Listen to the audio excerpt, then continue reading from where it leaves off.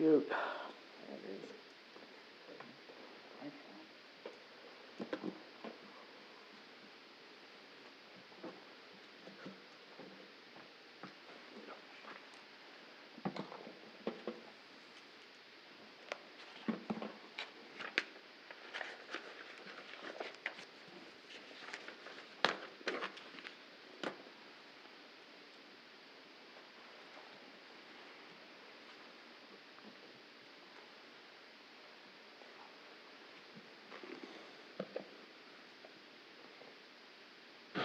There you go.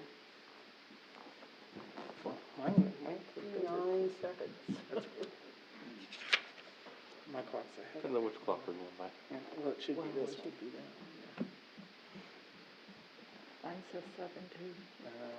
This one's off. Denver's a little off. Denver's a little off. Well, Denver's they a had a little lot of off. snow.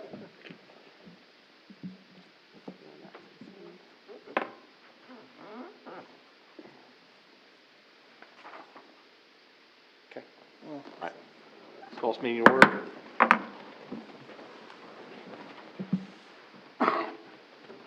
Allegiance to the flag of the United States of America and to the republic for which it stands, one nation, under God, indivisible, with liberty and justice for all. I forgot my book. Oh, That's all right. I'll do it without them. roll call. Tippia, Fry, Schroller, Here? Hughes, Present. Bikeman, Present. Price, Here. Barons, Here. Fromm, Here. 6. We got Okay. a quorum. All right. First up, we have the approval of the minutes from the last meeting. Does anybody have any changes? Move to approve the minutes from March 8th meeting. Okay. Second. All right. Any further discussion? All in favor, say aye. Aye. Opposed? 6-0. Okay. Next up, public comment. Is there anybody here for public comment? 5 minutes? Nope. Okay. Next up, first up, we have under business and discussion, our auditor's review with Russell Shipley. Which that changed. We now have, he'll tell us. Somebody He'll else? tell us who it is. Okay. Hello. Good evening. I'm Jim Gordon, one of the partners, and with me is Jacob Kuja. Russell couldn't be here this evening, so we're taking his place. First off, it's a pleasure to serve again as your auditors for the city of Marysville for 2020, and we have the report to go over here with you. You're required statutorily to have an audit. It is important. At the same time, we don't want to take up a lot of your time, so I'll kind of hit the highlights. But I would encourage you, if any of you have any questions at all, to please let us know, and we will be sure and answer those for you. So in your packet, I think you received 2 items. The first was the representation letter, and that is the representations from the city to the auditors that tell us that everything on the financial statements, as far as you're aware of, is accurate and presented fairly. And the second is our representation back to you, to the state, to your bondholders, that says that we have audited the financial statements and they are receive the best assurance that an auditor can provide. So that, if you look at the audit report itself, the audit opinion starts on page 1, which is right after the index. And that was the second item that you received. Okay? And on the second page, page 2, halfway down the page, unmodified opinion on regulatory basis of accounting. So we have audited your financial statements in accordance with the standards established by the American Institute of Certified Public Accountants. And more importantly, for you as a smaller city in the state of Kansas, the Kansas Division of Accounts and Reports. They have a special audit guide called KMAG, and we've audited your statements, and their statements are presented on that basis of accounting. We're not doing the same basis of accounting that General Motors or some huge corporation uses. We're using audit standards and presentations specifically designed for smaller cities and municipalities in the state of Kansas. And you have received the best opinion that you can receive from any CPA, and that is an unqualified opinion saying that your financial statement present fairly your financial position and have all the disclosures required. So that are pages 1, 2, and 3. And then starting on page 4 of the audit report, you will find what I would call a summary statement. It's statement 1, and it summarizes each of your funds that you have in the city. And you'll see there's 2 pages worth of funds on pages 4 and 5, and each fund is summarized as far as the beginning balance, the receipts, expenditures, and ending balance. Now in Kansas we have an additional law called the cash basis law, and we have to also provide cash balance, and that's the far right-hand column. But really those first 4 columns are the columns you want to look at as they determine your cash balances for each fund plus the receipts and disbursements. So that is pages 4 and 5. If you have trouble sleeping tonight, I'd recommend you turn to page 7. This is guaranteed to put you to sleep in no time flat. These are the required footnote disclosures. And these footnote disclosures go on for 14 pages. The one that I would call your attention to, because it's a good place to find the information, is page 13, which is your bond summary. Page 13 shows all the bonds that are outstanding or had any activity during the year, and there were some substantial changes there during the year as you paid off quite a few bonds in 2020. And then on page 14, you'll find the principal and interest payments that are upcoming in future years. And so this is really good summary information. Sometimes you want to know how those bonded indebtedness, and that's an easy place to find that there on pages 13 and 14. Moving on back to page 20, you'll find the budget for the final amended budget for 2020 and the comparison to budget. And so that is on page 20, and it's just a summary detailing that information. And then page 21 is where we have a detailed schedule for each fund. So for instance, the general fund is going to go on there for a number of pages. It goes from page 20 through page 25, I believe. Yes. So that general fund is the largest of those.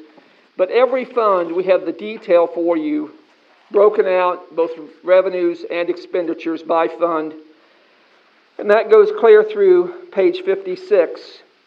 And then the last 2 pages is your internal control quality opinion. So in addition to the financial statements, we're required to audit your systems of checks and balances and internal controls.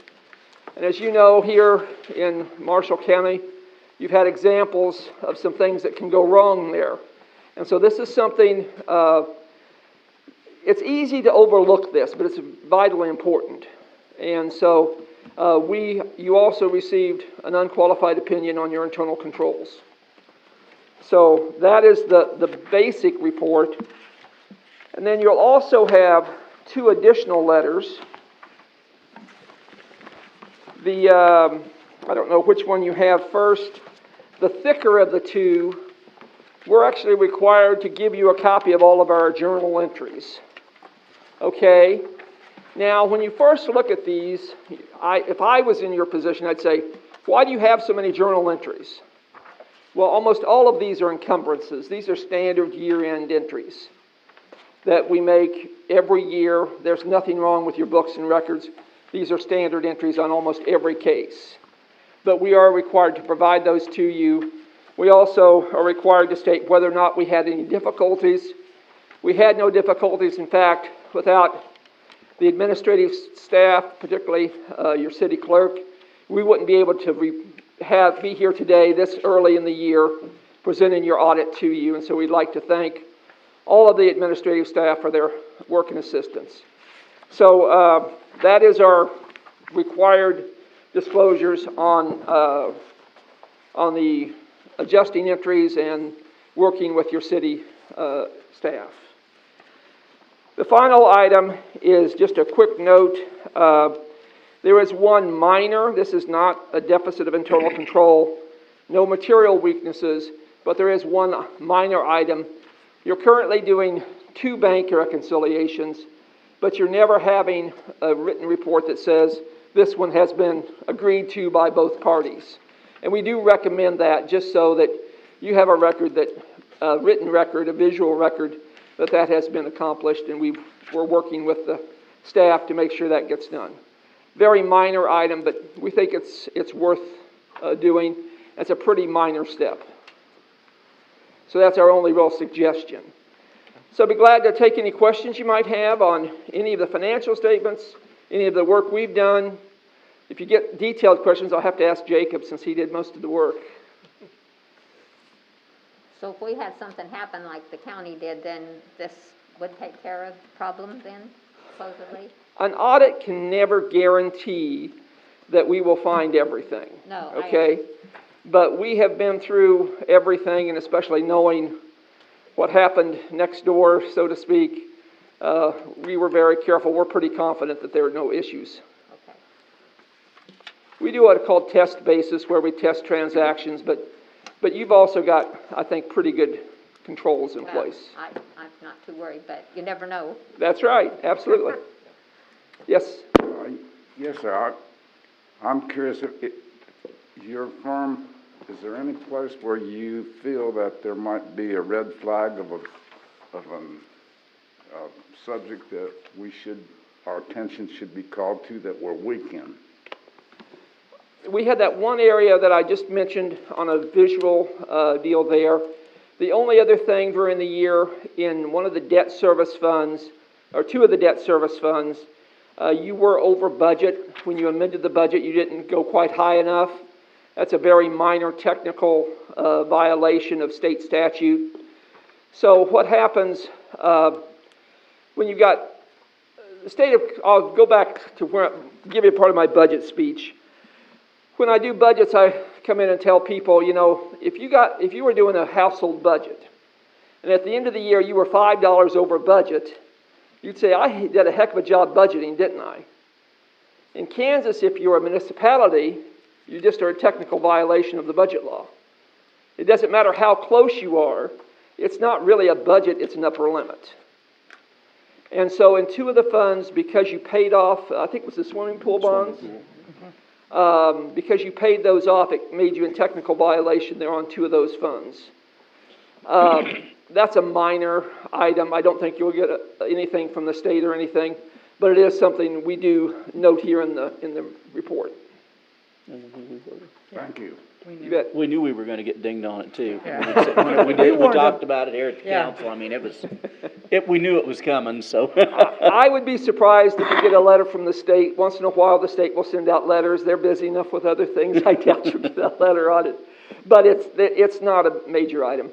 When you look at budget violations, what they're really worried about, and the reason they wrote the law, is for tax levying funds that you're not, you publish a levy and you are levying taxes for that, and then you overexpend that. That's where they get more concerned about that.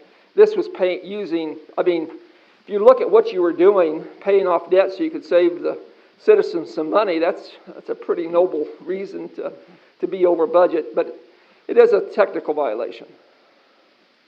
Thank you. Thank you. Any other questions? It's our pleasure to serve you, and we look forward to working with you again in the future. Mr. Mayor, could I ask a couple questions? I'd like to follow up on Mrs. Schroller. On these internal controls, can you Yes. describe a little more in detail the sampling techniques or the testing techniques you use to discover any flaws? You bet. So part of what we're looking for, anytime you're doing sampling, you want to look at every step of the process. So when we sample disbursements, for instance, which is what the county's problem was, we go through and we look at the general ledger, we look at the checks that were written, try to visually look at anything, does that look out of place? That's something that we do, not everybody does. It's kind of an old school technique. But does any of these checks look out of place that shouldn't be writing checks to somebody like that? If there are, those automatically get sampled, something that looks strange or unusual. But then we also look at a sample of the transactions, and we look at every step along the way. We require an individual invoice. We require an approval of that invoice. We require that it went to the city commission for approval, and then it was paid. And then we look at the canceled check to make sure the payee was the same as what we were told it was going to be on the invoice. So how many checks did we sample, Jacob? A lot. We mostly based on something like that, it's over a certain amount, dollar amount. We base your total revenue or expense, and then we'll select a percentage of that to get what we call our coverage ratio of what we need to audit. One more question. Yeah. When you started your presentation, you used the term unmodified and then unqualified. Are those terms used interchangeably or are they different? Yes. Okay.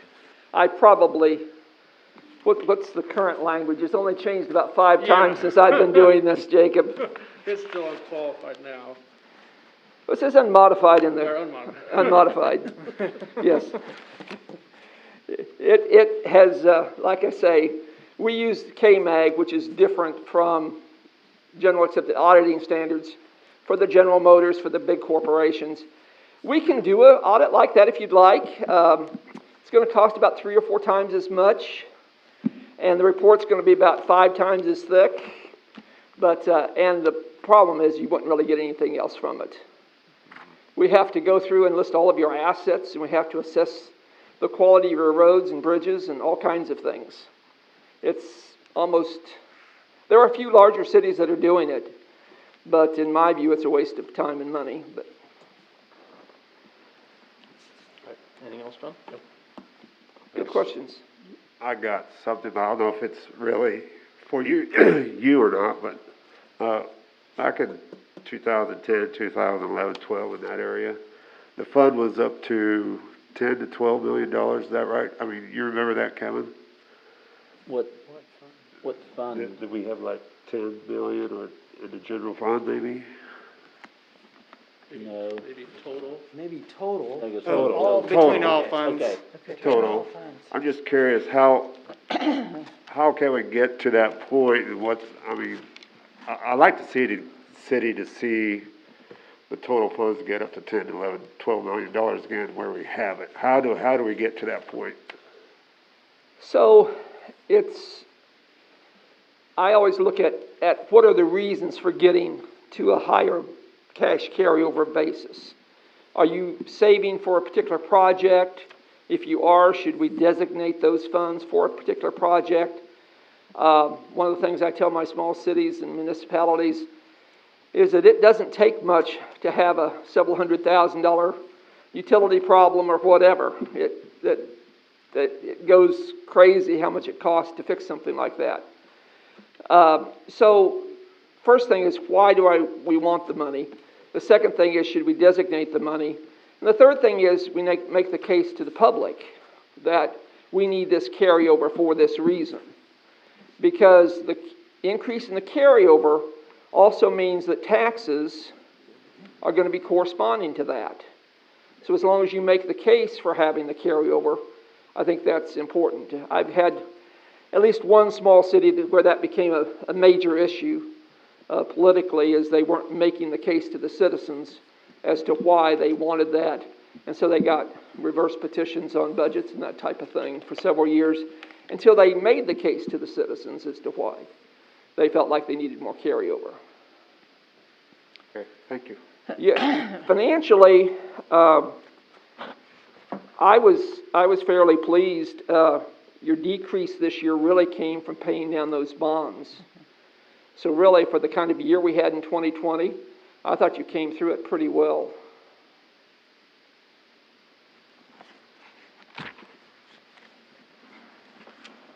Anybody else have anything? Well, thank you very much. Thanks again. We appreciate working with you. Thank you, guys. Have a good evening. Thanks. Have a great week. Next up, we have Jennifer Bowman with Alliance Insurance. Hello. Good evening. I'm not sure who typed that up, but I haven't Well, been Jennifer yeah. Ballman for many years. She remembers you as a little girl. I was gonna say, sorry, somebody back in the day did that. Yes. I believe in your pamphlet, you guys should have an account summary that breaks it down per line. I believe she also put in there, we're up about $3,100. A couple things that generated that increase is we had to increase a couple of the locations, and it went up about 2 million in property values. So that is the main reason why you do have a little bit of an increase. The Kester block from Reflections to the main dish, that was on what we call actual cash value last year. And so they've had us increase that, so now we're back on replacement cost on that, which is gonna be a good thing for the city. A few other things, if you recall, every year in the last at least 3 years, you've received a dividend check. In 2020, it was $17,280. In 2019, it was $17,580, and in 2018, it was $20,068. So that will offset as long as there's safety dividends out again this year, which I can't imagine there won't be. We'll offset that 3,100 pretty easy. There were a few claims this year, but that hasn't really impacted the premium at this point. We don't have any dollar amounts on those. I know there was a couple water backups, sewer backups, and I think a water line pipe broke up at the Kester House Museum. But we're working on all those, so I'm sure those will be fine. Do you guys have any questions for me?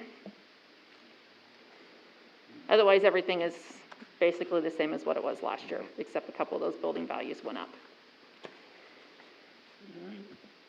How many automobiles do we have? I see the business autos, $25,000, is that correct? Yes, I don't know if I have the actual dollars or how many on the right.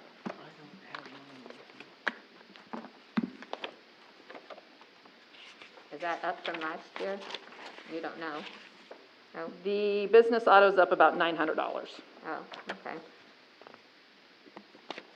You have 54 vehicles insured. 54?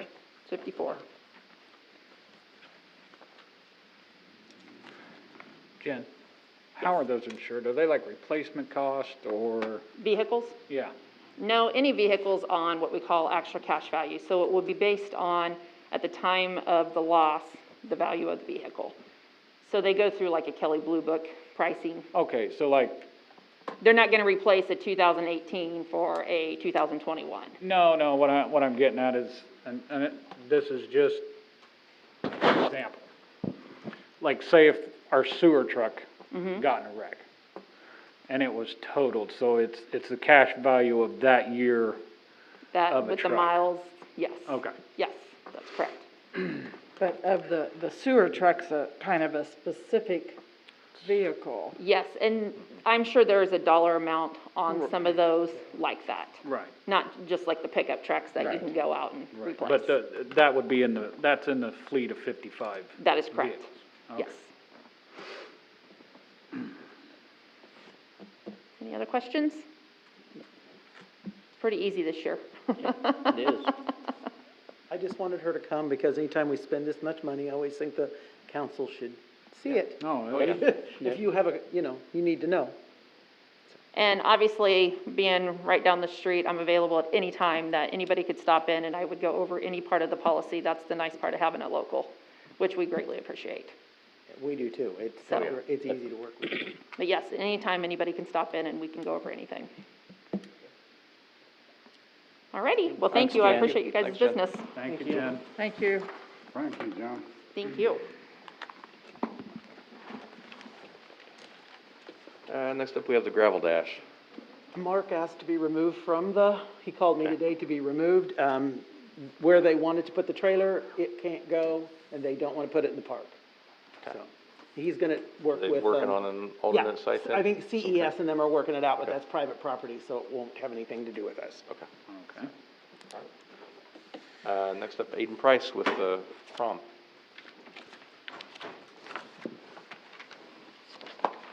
Hello.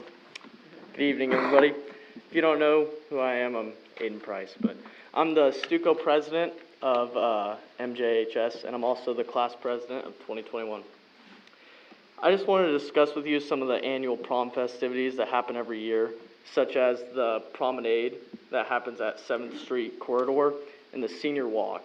We would start at like 13th Street and end at 6th Street is typically what has happened. And I've already talked to Matt, I believe his name is, the assistant chief. And I discussed with him, he said, as long as it's good with you guys, he'd help us out, and I'll actually get in contact with him when it comes closer. Prom would be the 24th of April, and the promenade would start at about 7:30, and the senior walk would be at approximately 8:15. Another question I have is, would we be able to use your guys' speaker system? And if there's any form that I need to fill out, I'm willing to do anything, so. Yes, we have a form. Yeah. Okay. That's all I got. I'll try and answer any questions you guys have, if you have any. Normally at this point, they ask what you intend to do on the prom walk. Is it walking? Is there any vehicles? Because everything is Yes. not approved. So Right, that's I always the figured- big stipulation yeah. when we talk about prom walk, so I just want to get that on the table right I away. know in prior years there's been some issues, so I figured that would get brought up. But typically what happens is the senior females, they walk, and a lot of times the guys, they like drive vehicles or whatnot, and I would be like, it's your guys' decision what gets to drive on your street or not, so. If you just let me know, I'll get it out there so we won't have any problems. The point was, if you're wanting to use UTVs or something like that, you have to ask for that permission. If you don't ask, you're not gonna get it. You have to drive regular vehicles. So it's a. All right. What do you want? I'll add, yes, okay. So would we be allowed to do that just in case somebody would want to do that? You have to bring specifically what you want to bring, because we've had people Okay. come that say they want to drive a tractor. We have had people come that say they want to drive a UTV. Some want golf carts. Some had little cycles. We have to know what it is that we're approving. Okay. We don't ever give a blanket. All right. We learned the hard way. So do they need to come individually and get approval? No. They come as a group and they make a decision, this is the only thing that will be allowed.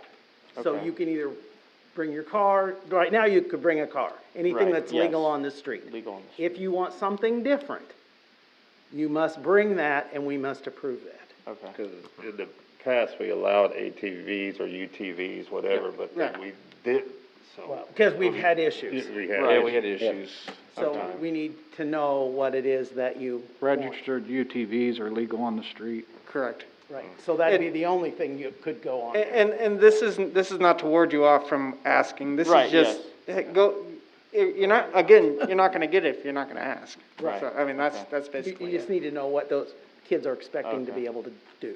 Yeah. Alrighty, yeah. Yeah, no, if you have a registered UTV, that is legal, but it's Okay. not legal if it's not registered. Alright, sweet. And most of those But farm it kids. depends on how you operate it. I mean, the reason why we didn't allow it, because they were Yes. not being operated correctly. Yeah, I understand that. Exactly. Okay. So basically, if I need to get some feedback, and if I have anybody that's wanting to do that, I need to come talk to you. Because I believe you guys have one more meeting before. then, so- Yes. Yeah. Correct. Okay, And we can approve the walk and the promenade and the times. Yep. But if you want us to approve alternate vehicles, Okay. then just come back with the alternate vehicles. alrighty. And I would submit that, the Wednesday before, just a list of vehicles, list of type of vehicles you guys want. Okay, alrighty. So that'd be the 7th, by noon we'd need that, Okay, okay? yes, ma'am. Somebody want to make a motion on the? 7:15 for the walk, 7:30 for the promenade, was that what I heard? 7:30 for the promenade, 8:15 Oh, for the walk. 8:15, Yeah, sorry. That's okay. It would take place afterwards. Okay.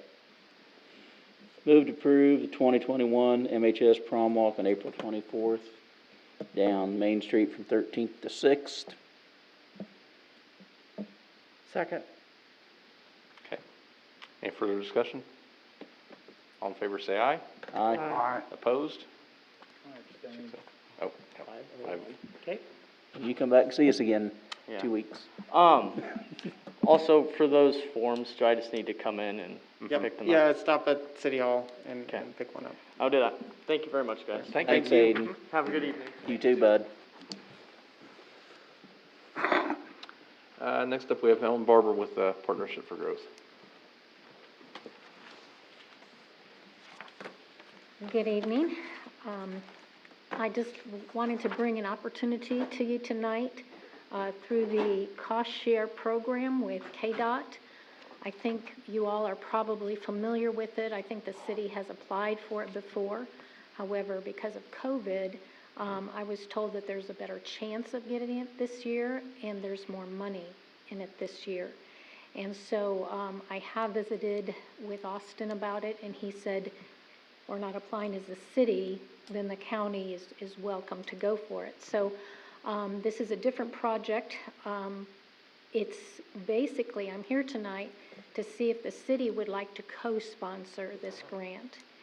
And basically, it's the road that goes in between Is your Subway. microphone on? I'm sorry? It's on. Oh, I can't hardly hear it. I'll try to speak up. I have a very weak voice, that's why it's hard for me to speak with a mask on. It's basically the road 11th Terrace that goes between Subway and Canaquip, and it would go straight north, and it would go right up into where the business park area is. And so that would be estimated as part of this project. Of course, you are aware that the county has bought the property behind Subway for the jail, and so that would be incorporated into this grant. And then the economic development part would be the business park. So since the city would end up owning this road, it's very important to me and to this grant to offer you to be a co-sponsor of it, and I'll explain basically what that means. My hope about this is, although there's no guarantee, of course, that we will get this grant, is that we will have a really strong partnership that we can show for this grant. For instance, the county would be the primary sponsor, and they'll be the ones that sign for it. They'll be the ones that they have agreed to put 20% up for the match. Usually they just ask for 10, so that's a plus to be 20. And then the city would be the co-sponsor if you'd like to agree on that tonight. And that means you don't even have to sign for this.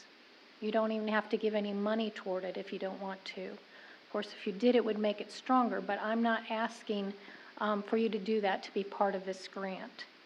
Then the police department is giving a letter of support. There's a private business that wants to go into the business park and use a lot of that property to grow their business. And they're willing to give a letter of intent that says they are willing to buy property at this new site. And then the fifth partner is Partnership for Growth, and I would write this grant. And then, of course, our entire board is for it, and our members. We've all had the hope for over 10 years now to get that farmland closer to infrastructure and closer to a road so our businesses can grow. And you all know that the first industrial park has been full for years, and there's really not a good place anymore for a good piece of land. The farmers do not want to give up their land. So this would be an ideal opportunity to take advantage of this grant. I just want to mention about our business park right now. I think I had just thrown out last time I was here that we have an economic impact study going on. And we just started it a couple weeks ago. Basically, Evergy has given us money to do that, the Helverine Trust, as well as Guys Weber, and then the Partnership for Growth also put some money in there for Marks Nelson to make an economic development study for the park. That way we can bring to you and say, over these last 20 years, say it took 5 years for that park to fill up, we're working on that to find that out. This much money has been brought into the county, basically. And this is the asset this park was. So you can see what your return will be on a second park. So going back to this grant here, we believe that it fulfills all three requirements, all four basically, that they want. Safety, we're getting the jail out of the residential area, which we all know is not safe. You're putting it in a residential area too. Well, You're putting it right next to somebody's house. It's no different than where it's at. how far is it from that house? 50 yards? I was not aware there was a house Yeah, very it's near. Greg Price's. Just Greg and- one? Greg and Debbie Price's, and then right across Canaquip parking lot, there's one, two, I think there's 4 more houses there. Then there's the hotel full of guests right across the highway. Well, from what I know about the breakout, it was just right across the street there where there was shooting. It was very close to the situation. The nice thing is about this jail is they can put a fence around it. They can have a large area for parking. But the whole point of moving it, from what I understand and from reading the letter of support that the police just wrote, is that the jail is not safe now. So it would be fewer people for sure. The second thing about that, and I appreciate your comment, is that it won't be as congested. As you know, that there's not a lot of garages around that area, and so there's a lot of street parking.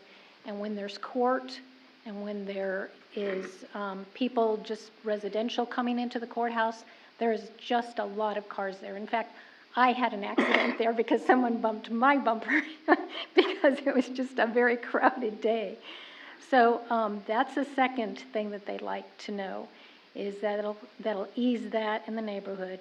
And then economic development with the park, the street would go for the jail and the park, and then the community support.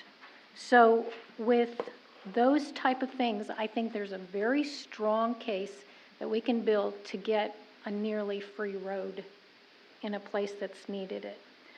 So if you'd like to look at what I gave you and see if there's any questions about this,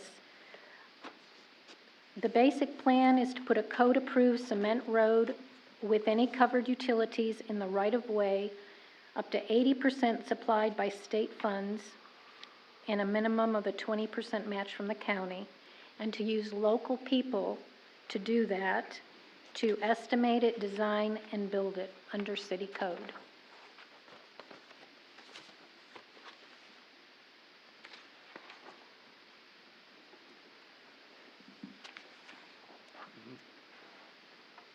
Any questions on that? And any questions about being a co-sponsor? Does that sound like an idea you would like?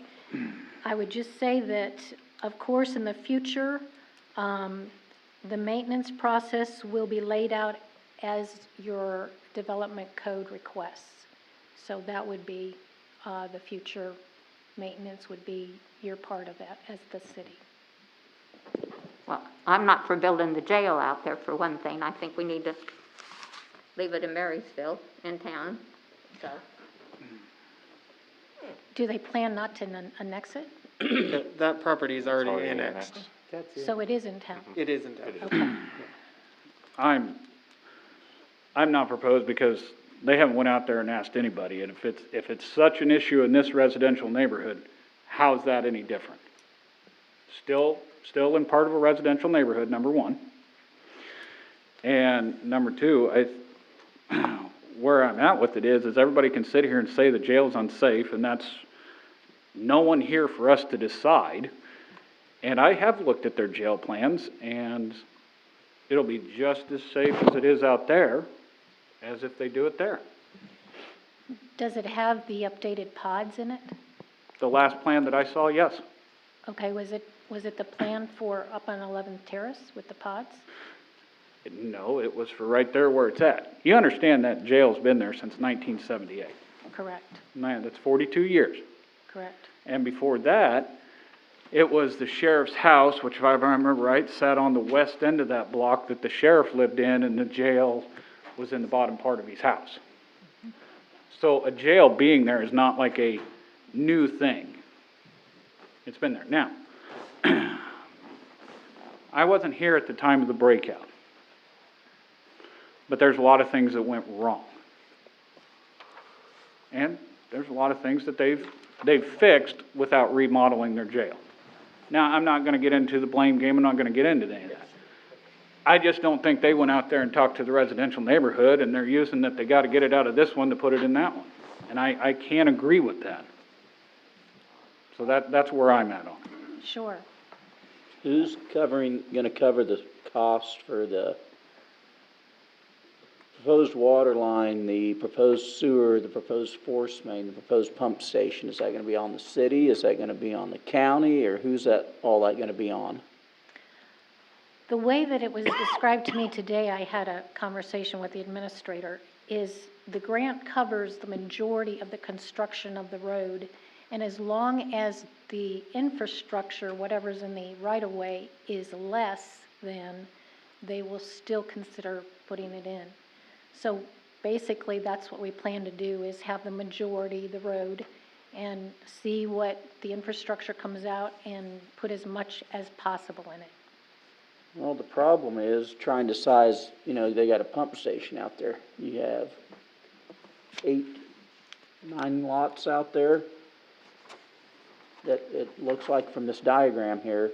How do you propose process a pump station out there when you don't know what's gonna be there, what their usage is gonna be?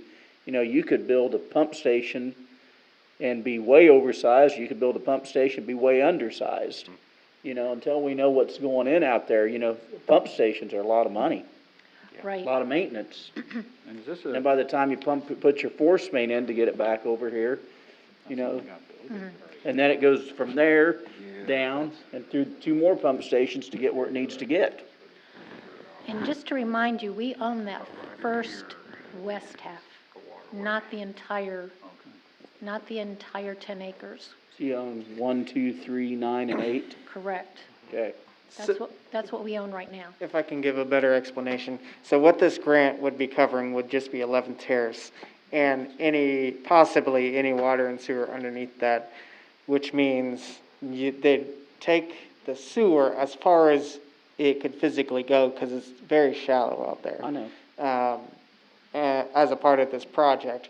And then the water, as far as it'll go, which it'll go as far as you want it It'll to. go, But, so this MCP4G drive is not included in this, right? It depends on how many people, like Kevin said, if I can nail down that we're gonna have 3 businesses in there, say, and we have enough property for 3 businesses, then they would make that a public road. Okay. Otherwise, if it's just like, in fact, when I talked with her today, she said if it's a significant enough business, they might even go into the park, which I assure you, this company willing to say that they're ready to buy in the property is a significant company. They could take up all 5 acres, actually, if they wanted to. But the main point would be that any infrastructure, including the roads and water and sewer, would have to go through us first. Correct. Yeah. Correct. Well, I know, like 11th Terrace, that's all downhill from the north end to where it currently ties in. Just from the slope of the ground, so that should all be gravity going back to that one. And we've looked at this multiple times. Yeah, you could service lot 1A, strictly gravity. Right. Everything beyond that, we were kind of stretching, maybe 2 could be included, we don't know for sure. Right. But 1A, definitely gravity. For everything else, the idea would be to put a lift station, depending on how many out there, on as far east as possible.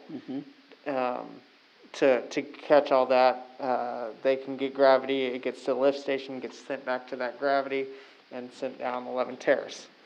So that would be that's been the idea, since we've been talking about it for a few years now.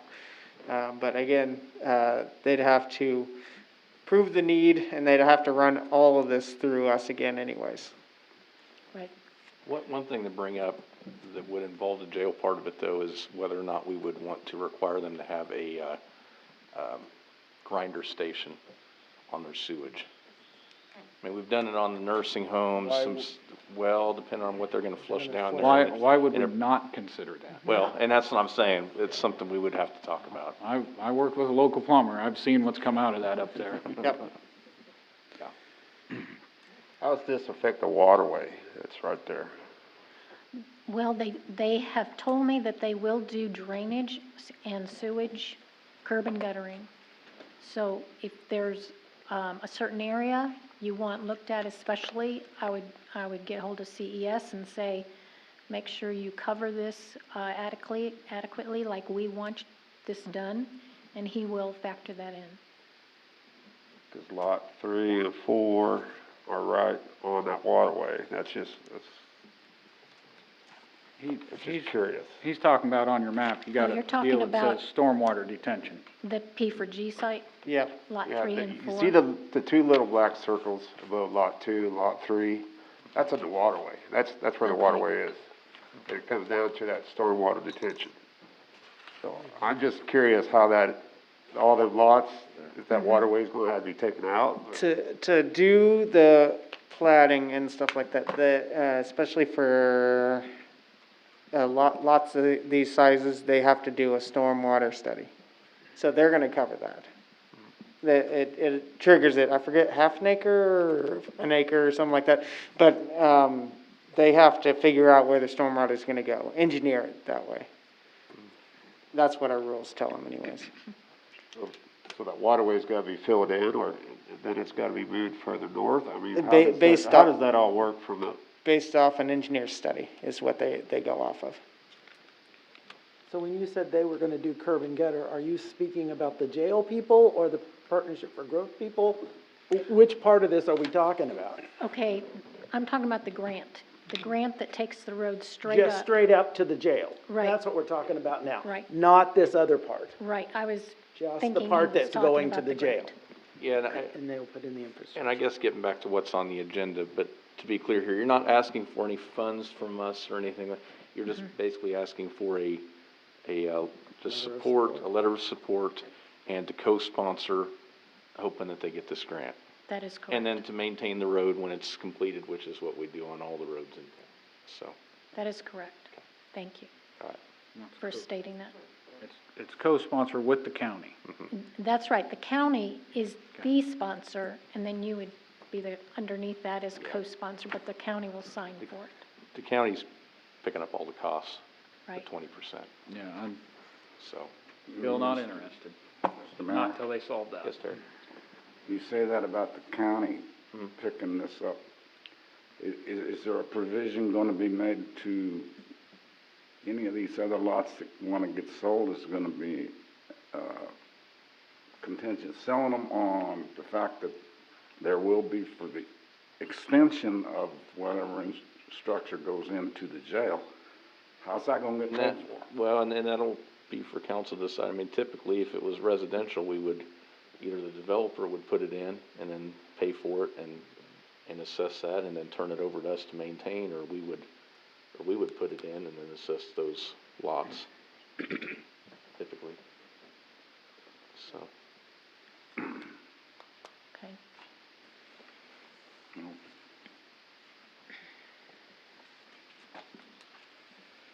Any further questions? Would anyone like to make a motion to have me sign a letter of support for this grant?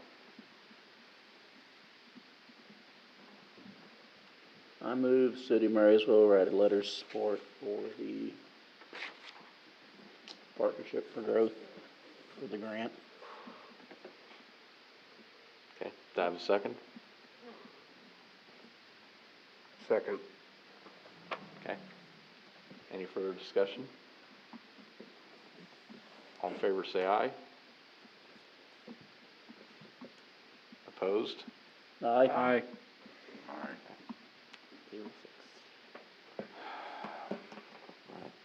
Thank you. All right, just for clarification for me, was that a yay or a nay? It was a nay. That was a nay, okay. All right, thank you. I guess the county will sponsor it then. All right, thank you very much. You're welcome.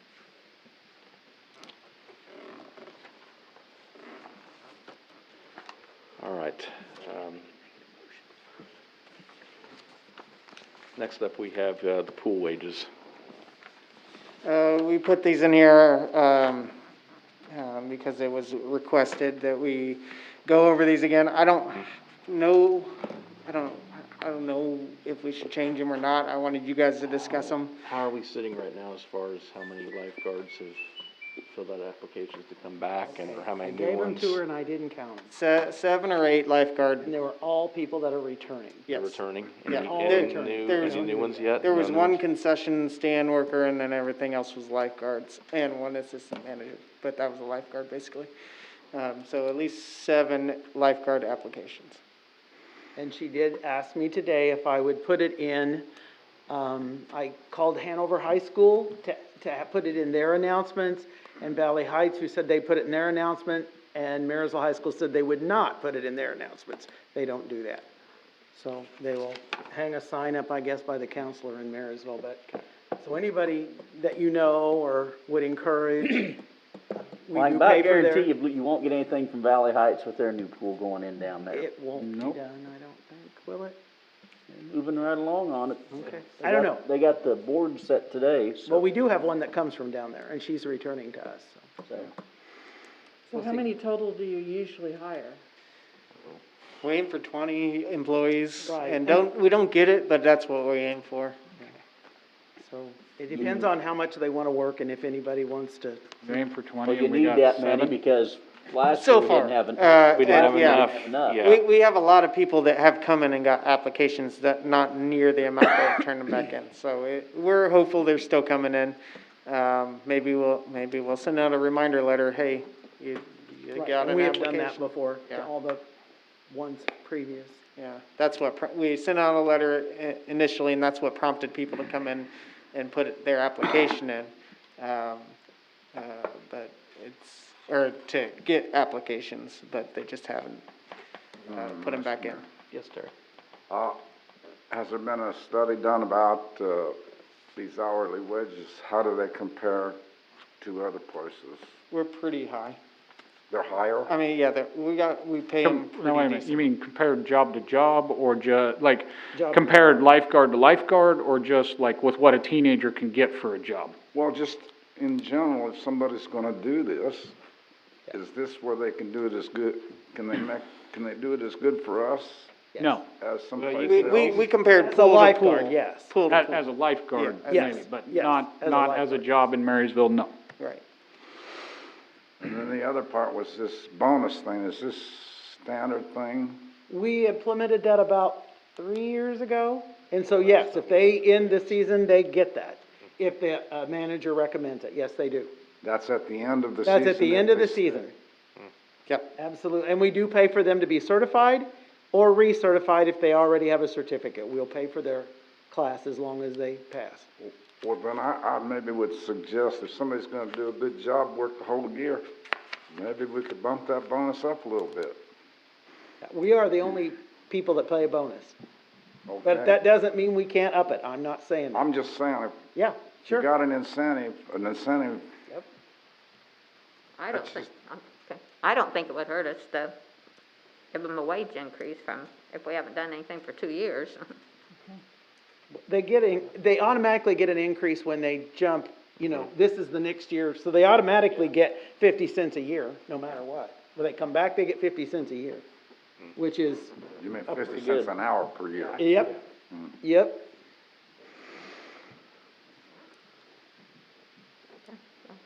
But like I said, I don't have any recommendation at this point in time. I just wanted you guys to discuss this. If you guys feel we should raise it, that's what we'll do, but, or stay the same, change the bonuses. That's for your guys' decision-making, I guess. Well, then I guess we better hope we get some more lifeguards. Yeah. I We are know. trying to contact the people that train guards too, so, and maybe they'll know of someone that. So do you think it would help us if we raise the hourly wage? Yes. Tremendously. Well, definitely. Okay, I think make a motion, but, let's see, what do we What are you wanna- gonna raise it? That's what I'm sitting here thinking. You gotta remember, this is a 14-year-old kid you're gonna I do know, 15. but 15-year-old, excuse me. I know a one that difference. worked concessions last year. And that is maybe working as a concessions are under. CNA now. I had a 15-year-old that you worked with that got paid more than this. I know. And maybe concessions is too low, I don't know, but they don't have to, yeah, I don't know. I mean, Right. because it is lower than guards. Yeah, they're making a lot more than that now, what Sure. they're working at now. Well, and that, Yeah. it used to be guards and concessions made the same, but then it changed Mm-hmm. because the guards also worked concessions. They did But both. you know, years ago, they also had to pay for their certification and their recertification. Right. Now They the did. city's paying for it. So Absolutely. you know, we're picking more up year and year and year as we're Yeah. going by and paying them more. I don't think we need to raise their wages. Well, then leave it go and see if we get any Same lifeguards, and time, we'll we see got, what I wanna happens. make sure we've got enough guards this year, cause we've had issues, and especially after last year, people are gonna wanna use the pool. Yep. And we're gonna be trying to do morning swim and all that. At the Which rate you're we going, you're did- not doing morning swim with I the know, guards you got. that's what I'm looking at, yeah. Because if they're not old enough, you can't do morning swim. Right, that's right too. So I believe. And they that can't work set- too gotta many be- They hours. gotta be 17 to do before 6 AM, right? Is it 16? I can't remember, I gotta look. I don't gotta look remember. too. The rules change. There's a lot of rules, yeah. There's a lot of rules with kids, a lot of rules with kids. I don't know how I feel about paying for their certification. No. The reason I say that, nobody pays for my CDL. Exactly. Part of the reason why we did that was because, especially if you're a low-income kid, they can't necessarily come up with the money to pay for that certification. Or their Agreed. parents can't, and that's Agreed. kinda why we went that I route. agree with that, but you also increasing their wages every year they're here too. But you also, you do the certification, you make them sign, what is it, like a 2-year contract? Some cities do, we do not. We talked about that, and then we ended up not doing it, but, Okay, I thought we did something along that line too. it was something that was, I know it was discussed. You know, you can give the world to everybody, but it doesn't help us, our pocketbook either. I agree. So do you think just a 50-cent an hour increase would help? I mean, you're going to 8, 9, 9.50, 10. How about this? Austin, is there any way that you can work up some information on anywhere from like a 25, a 50, and a dollar raise, just so we could see, not based off last year, but the year before, of what it would cost us? Because then at least we could put some numbers with it. That's fine. For the swim, at this point in time, swimming pool sales tax could probably handle anything you throw at it, but it's, But it will go away. it would, yeah. Right. No, we can work something up like that and bring it back. Because And bring back your rules too, what we need and how many guards we're gonna need. yep, and I What want the age that gotta be there in the morning. Right. I really want to try and get this morning swim back. But that's also going to depend that somehow we have to entice that. I think it's 17, but I'm not 100%. If you're not 17, I don't think you can work before 7 AM. Yeah, there is something with 7 AM, that is correct. And if we're No gonna, driving, no matter what. I know if you're not Right. 18, you can't drive out to Walmart and pick up a supply, period. yeah, I it's, know that's true. Actually, you have to be 17 and a half, I think, to have a regular driver's license. Oh, well, that could be now. I don't know that, but I just know you can't drive out there because of it. We're a city and it's the all reason I right. say that is, so then we have to entice that individual so we can get the morning swim. Right. So that's the reason. If we can work up some numbers, at least look at them, then maybe we can make a decision. And there again, Park, maybe we need to see if we can hire somebody that maybe will just do morning swim. That's totally not out of the question with. Which we've talked about, but they still need to be certified. Right. I understand that, but right. if you could hire somebody that would strictly do Right. 6 to, and then they got a job at 9, that would take care of that. I totally agree, Kev. We had somebody. Huh? We had somebody. I know. Right. Okay, we can work up Okay. some numbers based off hours and we'll come back with employment rules as far as ages and stuff like that to help make some decisions. This will be put back in the next council meeting.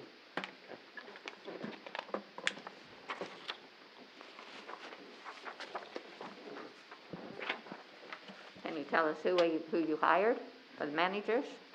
Well, I hear it's out there, so I don't know who's been telling anybody, but we haven't that's been on telling Facebook, anybody. they said. Oh, it's She not. might be looking for employees. who Oh, may be yeah. her. Why am I forgetting her first name? Crystal. Well, I guess- Okay, Crystal Lease, and then, didn't know, She was gonna check back in with Noah Ackerman. They were gonna Okay. be co-managers.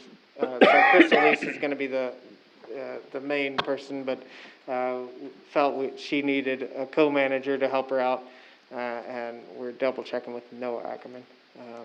He knows the pool and the chemicals. Yep. If people know who it is, it might help too, getting lifeguards, you never know. I know last year, Maria got a lot of phone calls on the pool, how operated, stuff like that. If she, my personal opinion is she gets a lot of calls again this year. I mean, She needs to move them to the manager. She She needs needs- to tell them that they gotta call the manager or the city. yeah, she needs, I mean, Right, she shouldn't be, she should, vetting phone calls for the city. No. pool. Nope. No. I mean, they need to call, not call her, but call, Right, Mhm. absolutely. Call Austin. Yeah. Hold on Call here. the city administrator, that's who they need to call. Okay. All right, we'll have some more information then for next meeting. Next up is a mask mandate, which expires here the 1st of April. Yep. And I asked Dr. Ryan to come here tonight in case anybody had any questions to ask him too. I know we're in a lot better place than what we were, for sure. And we've been doing a really good job of getting people vaccinated, which I saw there last week. I think we were top in the state as far as percentage. Really? As far That's as awesome. number per thousand, we were top in the state, yeah. So the health department is doing a really good job with the clinics and everything, getting people vaccinated. At the same time, it takes a few weeks after you get the shot until you reach your maximum immunity. And we also have these new variants out there that we, have to be a little bit concerned about coming back here. We just had spring break and traveling, and we've got Easter coming up in a couple weeks. After talking to the health officials, I think they're of the mind. Hard to hear you. After talking to the health officials, I think they're of the mind that they would recommend extending the mask mandate for a few more weeks till we get past Easter and the traveling that people have done, and a little bit more time to get some more people vaccinated and have more people at their maximum immunity, before we. Was there a chance, Doc, you said Doc's here? Doc's here if you have any questions for him. Yeah. Let's take some advice from somebody who is an authority in this subject instead of us talking about it. Wanna come up here, John? Yeah, I go by CDC, KDHE guidelines, and if you look at the nation, the number of cases is not necessarily going down, and we're at the same level as we were at the peak of April of last year. And so, we think we're down, but it's all relative. Kansas is dropping in number and deaths, but still having people, infected and dying. Locally, we've had 5 cases in the last 2 weeks. That puts us in the yellow range on the KDHE website, not green, as Washington is. Potawatomi is red. They have an outbreak in a nursing home with 8 cases. It's not very far. I know personally of several patients of mine having recently developed COVID in the last 10 days in Gage County and Pawnee County. So, it's still around. And I just think that it's a little early to back off. I think we have to be a little cautious. I think, last winter, Marshall County got the designation of all the counties in the United States as being number 5 in the positivity rate. So, I think when you back off or don't do something early enough, it's going to come back and bite us. Now, I don't think, honestly, we're going to see an outbreak in the next month, but we don't know. And until time passes and until we get more people vaccinated, hopefully then we can quell that. I think we will see a rise either summer or fall, no doubt, especially with the variants. And we know that people over 65 have, their antibody levels are at a level that about 50% of them can be reinfected, potentially, by the antibody levels. Not that we've seen it yet, but with particularly the BK variant, which is becoming the most prominent in the United States, and we've had at least 30 cases in Kansas already in the last few weeks. So it's coming. And then there's California variant that's closer to home that can be easier spread than like the variant from South Africa or the variant from Brazil. Brazil is at reaching, high proportions now as far as number of cases and deaths. But whether that becomes a prominent variant down the road, hopefully we get enough people vaccinated by summer that that's going to be decrease at least the severity of the illness. I think people may still catch COVID, but hopefully then with the vaccine, you won't be severely ill, hospitalized, or die. So I think extending the mask mandate is a common or a simple measure. I think everybody is pretty used to wearing masks that are going to wear masks.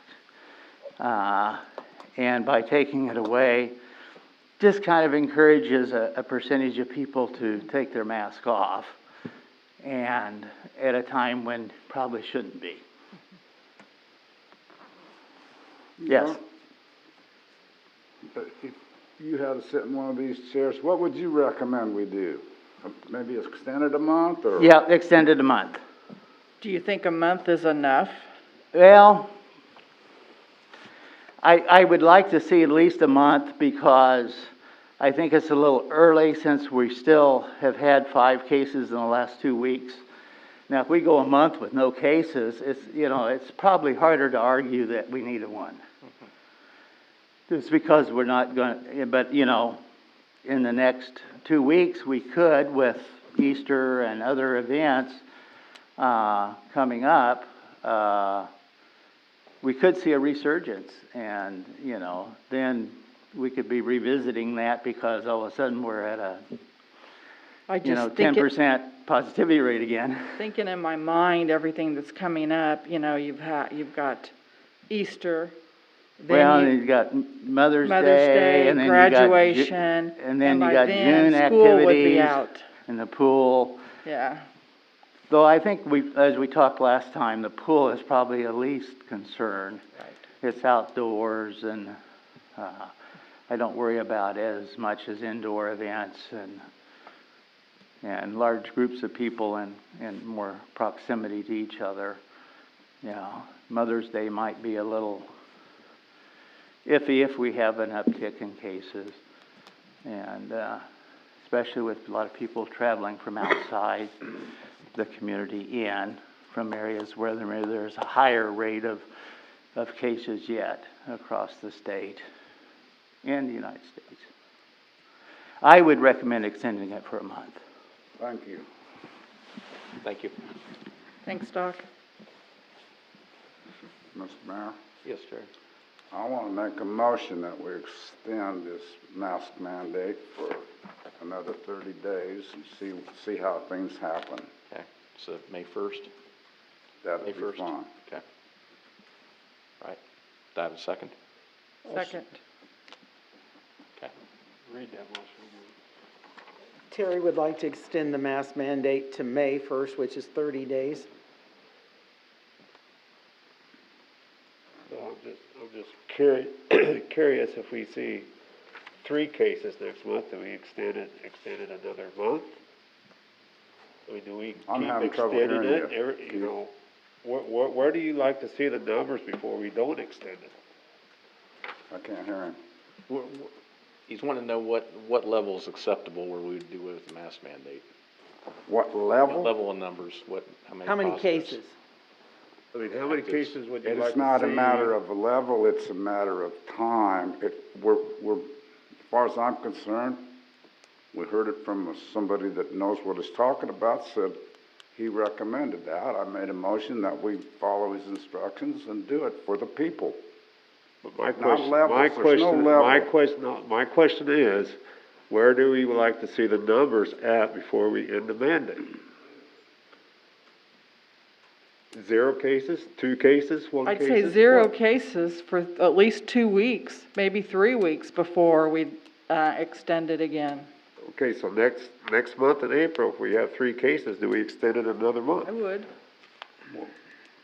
That's what the 30 days would allow us to see. Okay, so are we gonna man up and enforce the mandate that we have? We gotta man up and write tickets. Because right now you got people going in, calling people all sorts of names, acting like little children, not being grown-up adults and wearing a mask when they're asked to. No, it's happening, Terry. I mean, it's happening to a degree that it's ridiculous.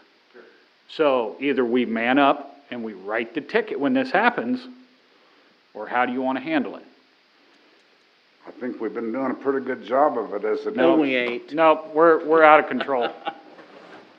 We are. I mean, you can walk right out to a store out there, you can watch somebody take a mask, throw it underneath their foot, twist on it, call somebody some very colorful, choice names, and walk right in, and nobody's stopping them. Now, that person doesn't deserve that abuse. No, they don't. They don't set the rule in their store. That's a corporate rule that's set. And they're getting abused because people are not mature enough to do what the store asked you to do by putting a mask on. And a store asking you to put a mask on is no different than a store telling you back in the older days of no shirt, no shoes, no service. I mean, you guys all remember them signs from a long time ago. They're still existing. They do. I have no problem with that. But what I'm saying is that somebody asking you to wear a mask in their store, that's no different. People are not doing it. I can tell you what I've been called in private because I asked somebody to wear a mask. It's not funny anymore. I mean, it's either we're gonna have to take the responsibility and enforce it, or you're starting to fight a losing cause here. Because we're about to people throwing fists. We really are, from what I've seen. The only one that's maintaining this is a school, because they Yeah. have to. You get out in the public sector, forget it. And Doc, didn't the CDC allow the school to go to 3-foot separation now? Students can be 3 feet apart, but teacher and student has to be 6. Teacher to teacher has to be 6. Oh, my. But student to student is 3. Yeah, that's and because Fauci said we've that done probably that. later on it'll be 3 foot for everybody, but they don't have the data yet to recommend that. Right. So I saw him the on schools TV. have done an excellent job masking, and we've had no transmission within the schools because of that. Almost all the cases within the schools have been because of public exposure at home or in stores. And now the county doesn't have a mandate either, so that's gonna make it hard too, so. Yep. Mm-hmm. And that's already created a bigger problem at some of the stores because people don't understand where city limits are.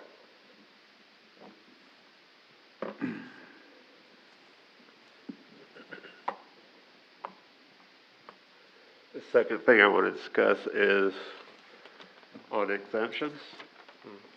Where does people with, that have, like lung cancer and have to have oxygen, COPD, asthma, and that kind of stuff, that fall under D1? They fall underneath there somewhere as being exempt. There are exceptions. Yeah.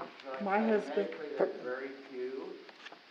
Persons for whom wearing a face covering would create a risk to the person related to their work, well, okay, that's work. my husband has COPD, he's on oxygen full-time, event at night, and he wears a mask without any problems.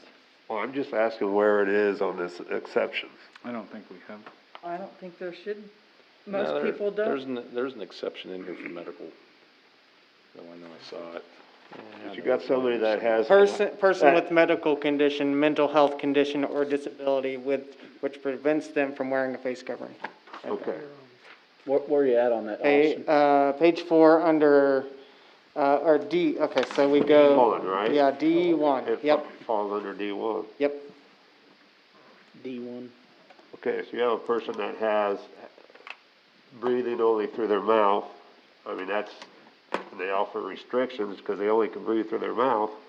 Will that qualify under exceptions? If they get a doctor, I guess. The doctor, I mean, a medical personnel would have to probably tell them. City Hall honor that. We have other ways for people to talk to us in City Hall. Is that a yes or no? If you're supposed to be wearing a mask in City Hall, if you can't wear a mask, you can call, you can pay your bill online, you can do all that other stuff. We are available via phone, and I can even set up a video chat if necessary. You don't have to be in City Hall. Okay. Now, what about my condition? Because I have asthma and I only can breathe through my mouth. Okay, I got an inhaler on me, so. If you. Are you gonna? The council. Will I follow under an exception? The council actually made a rule that if you wanted to zoom in because you didn't feel comfortable wearing a mask, you could do that. We have to extend that rule. I thought we stated it towards, with the as long as it followed. It died April 1st with the mask mandate. Okay.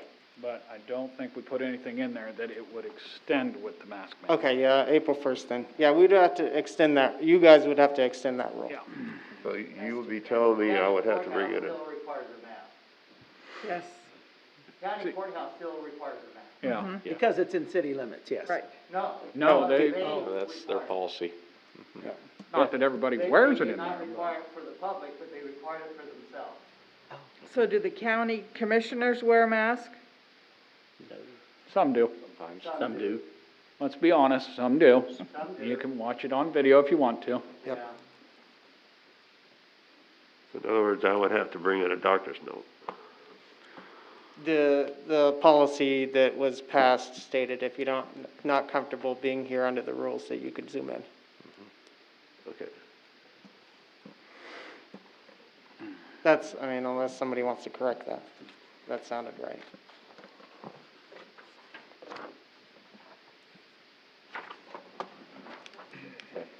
We had a motion and a second. You got a second. You got a vote. Any further discussion? Roll call? Schroller, Yes? Hughes, Yes? Bikeman, No. Price, No. Barons, Yes. and Throng. Yes. So it's 4-2. 4-2. 4-2. Okay. All right. Thank you, John. Thanks, Doc. So do we need to make a motion? Separate motion, yeah, for extending the Zoom. No, it's not even what I'm talking about. Okay. Do we need a motion that now we're gonna enforce Technically, if they were to call, if whoever's being offended, because we don't have an officer out at every location all the time, whichever facility is having an issue, they can call the police, we can go there, and help enforce that. Yes, that is currently how it can happen right now. And I don't want anyone if any business feels that they're having an issue with their customers, please call. I mean, Well, that's what we will help with that. I think if you saw how some of these people were treated and you thought about like maybe your kid being treated or your wife, yeah, you would not be happy at all. No, I believe that. I just remember when the chief of police was here, and he made some comment about not enforcing it when we instigated this. So that's, If the council is behind it, then it will be enforced. It needs to be enforced. yes, Okay. it does. Thank you. So do I have to write a whole new ordinance, or was that I don't think they changed anything other than the date. However we did it last time, I guess you just changed the number and the dates. I had to write a new number and a new date, that's Yes. why I'm asking. So we'll review it at the last meeting in April then. Yeah. Yes, we'll bring it back at the last meeting in April. Okay.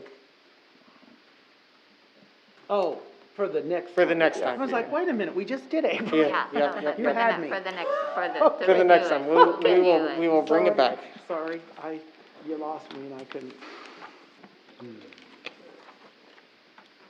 Okay, next up, we have the chicken ordinance. I think we included some additional comments that were submitted On the table, yeah. on the table. Oh, yeah. There's just three. There's three of them. They're on one page, but three people. I'm just gonna make this easy. I move to approve the chicken ordinance.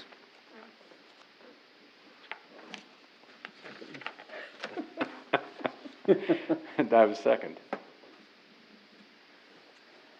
It's gonna die. Huh?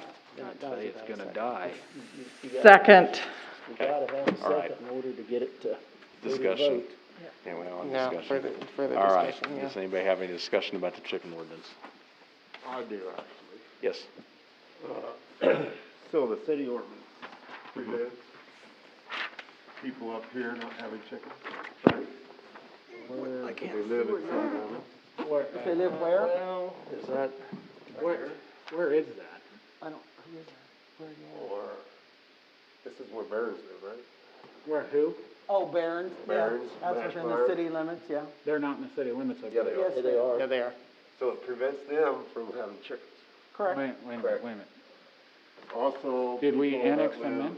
yes. Yeah. Do we own that road of Jayhawk? Right here. Yes, I thought the township owned it. People No, that live not right Jayhawk. here, prevents them from having chickens. who's there? Where are you at? So why can't they have chickens out here? Now, where's that one at, Keith? Well, if they live in the city limits, they can't have One chickens. here is, let's see, there's CJ's, it's on the, Okay, some of them clear out Keystone there. Road. That Some of one them are actually- not annexed in. Yeah, that but one, right here, those are, but those aren't. Yeah. these right here. Why Yep. can't they have chickens? If they're on the north side, they can. Like Negley can, because he's not annexed No, in. no. I think you're too far west there, Cindy. Yeah, that's, That's Kirkland. I think that's Oh, like this is Kirkland Kirkland and those and guys, Peschel okay, and all yeah, that. okay, Right here. yeah. Yeah, they can't have them. So I'm asking why, you're far enough from the city limits, why can't they have chickens out here? People that live on the outskirts, this is definitely a no. Actually, none of them have asked us to have chickens. Well, So- okay, but the way it's written in your limit is the Right. city limits. Right. Right. So that's what you're going by. Right. So there's, we got people that live far enough from other people, but they're still in city limits. Oh, yeah. but- Is it possible to zone it? There are some cities that if you have 3 acres, you can have them. Yeah, you can do stuff like that. You can have, like, if you had 3 acres and you want chickens, you can have them. There's a lot of cities big cities that do that, but you have to have big lots. You can't have 1, 2, 3 Right, right. lots. Yeah. And So you we- can't have neighbors within 50.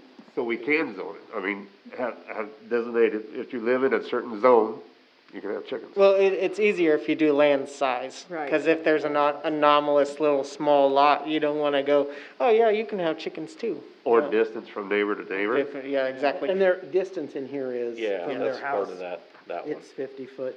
So if the council wanted to go, okay, you can have chickens if you have, for instance, like she said, 3 acres, yeah. Let's say Barron's, you know, they got kids, if they want chickens for a 4-H project or something, they can't do it, because this ordinance prevents them from doing it. Well, Yeah. So, Realistically, though, at the same time.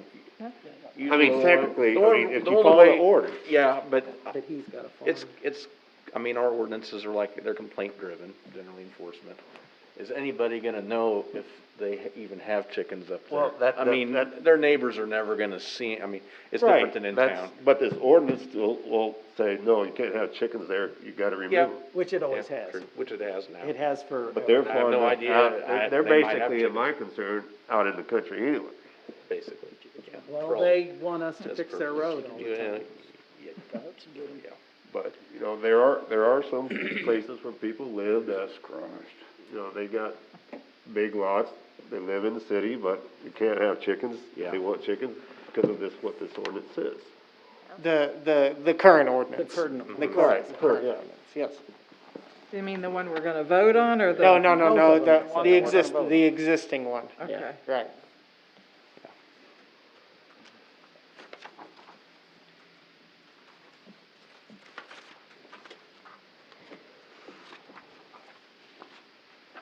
So, what are you wanting to Well, I mean, amend, do we need to, amend this ordinance to change well, then I'd the say if you're gonna parameters? do You that, have to send have it so to many, committee. so many I'm just saying. acres, or, this area right here is differently, no. But you go farther out here, yeah. up there, or down below there where it's less populated, it's. Yeah, So he's saying we should change our existing on the books ordinance to say that rather than not entirely banning chickens, but if you need a lot size, just for instance, you can have certain animals if you have 2 acres of land. We have that in another ordinance. I'd be careful with that idea. Well, I know, but, I mean, it's, I know where a lot's right in the middle of town that has 6 acres. I'm serious. Yeah. No, I've There looked at are, it. absolutely. And you know what I'm talking about. Yeah, Well, I mean, the only reason I say it is, I mean, yeah. And No, then- there's lots like that, yes, and I would, and personally, it'd be, yeah. that's why instead of lot size, we could just do a zone. I mean, if you live in this zone, no chickens. If you live, I mean, I don't know how to do it. well, yeah, I mean, that'd be the thing, I mean, unless we've already got those other zones set up, then you're talking creating entire zones for chickens. Well, I mean, you got agriculture, you got suburban residential. I don't know the definitions of each of these, but you got some of the larger ones that you could put them in there and you just, So would they be zoned agricultural up there? I think they're more than likely suburban residential. Yeah. Yeah. That's what they are, suburban residential, they're not agriculture. So that's not even in there anyway. Well, I'm trying to think of how to handle, I mean, maybe the thing to do would be to vote on the ordinance as it is, and then if it fails, then somebody could make a motion to change it to allow. If you wanna write a different kind of ordinance. See if it fails, I guess, this way first, and then. Okay. What do you guys think? Yep, it's fine. That's what I'm thinking. you know, I think you gotta see if it fails, and then I think Yeah. if you wanna go somewhere else, you may have to send it to some sort Yep. of committee to come up with something. Yep. Okay. Okay. All right, any further discussion on the ordinances that's drawn up? Okay, roll call? So we're just voting on. Yep. On that's it the as way it- as it's drawn up This right right now. here. Yeah. Controller? Yes, we're voting against it, right? No, No, you're you're voting voting for for- this ordinance, for that this you Right, want right, chickens. right, but this ordinance says that we're not. No, we this do not ordinance want says you for want chickens. chickens. You want chickens, because you can't make a negative motion. Can't make a negative motion. Yeah, This you, ordinance says chickens will be allowed in the city. Okay, I don't want chickens, so I'm Okay, voting no. so you're saying no. Right. Terry, or No. Hughes, sorry. No, No, okay. Bikeman, No. Price, No. Barons, No, and Thrum. No. 0-6, it fails. Okay. There. So now, somebody wants to introduce, or make a motion to, If they want to, if not, we can if just you're move on. wanting to, We're Keith, done. I can't to- hear you. if Keith wants to make a motion now to amend this thing to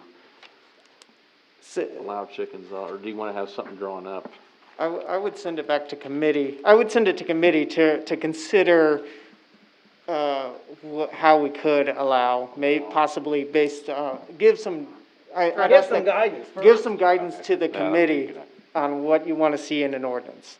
Well, I can tell you by the constituents that were in my end of town, it is a definite no, no way, no how. Yes. Yeah. I have So lots are of, you the only one who said that? I had lots of yes? phone calls. Well, he voted no, but he's thinking, and I can I see his just brought, point. you know, Yeah. an idea up, because some people live out in the country, you know, So if they would bring it to us and say, hey, we live in the country, then we should consider it maybe. I Yeah. mean, we could do that because Oh, they yeah, I have mean, more. it's a completely different thing if they're sitting out there and they got 4 acres I, and having some I chickens. would base compared this, I would base this off of what the council feels. So if Keith has an idea and the council wants to go with that, then we can send it to a committee to formulate that. So at this point in time, I would say, the question to the council is, do you want to look at this further, or do you want to let it be as it is right now? or just go by individual who. Mm-mm. You can't do that, That's I a don't dangerous think. Nope. thing. Yeah. Yeah. No. Then you're Yeah, who's gonna make that decision? Right. And that's dangerous for us too. yeah. Yeah. Because it even had some of that wording in there, you know, complaints from neighbors and stuff. And I thought, man, that's just gonna open up a lot of fights between neighbors. I mean, I'd say maybe go take it to a committee. Does anybody else want to? You know, how does Wamego does theirs? I tried to look it up online and I could not find what it said. Then we're gonna have somebody that's gonna want rabbits, and then like, we're gonna have somebody that wants goats, and then we're gonna, like that other person said, you know, then you got somebody who wants something else, and Well, then make a consensus if you want this to go to committee or not. I mean, because we'll just drop it if you're done. As far as You I'm guys- concerned, it can be dropped. dropped. Drop. What do Dropped. you think, Parker? Well, somebody make a motion and we'll just have a formal vote. I can't hear you. Somebody make a motion and we'll just have a formal vote. Do you want to send it to committee? Maybe somebody will make a motion to send it to the committee? Be discussed?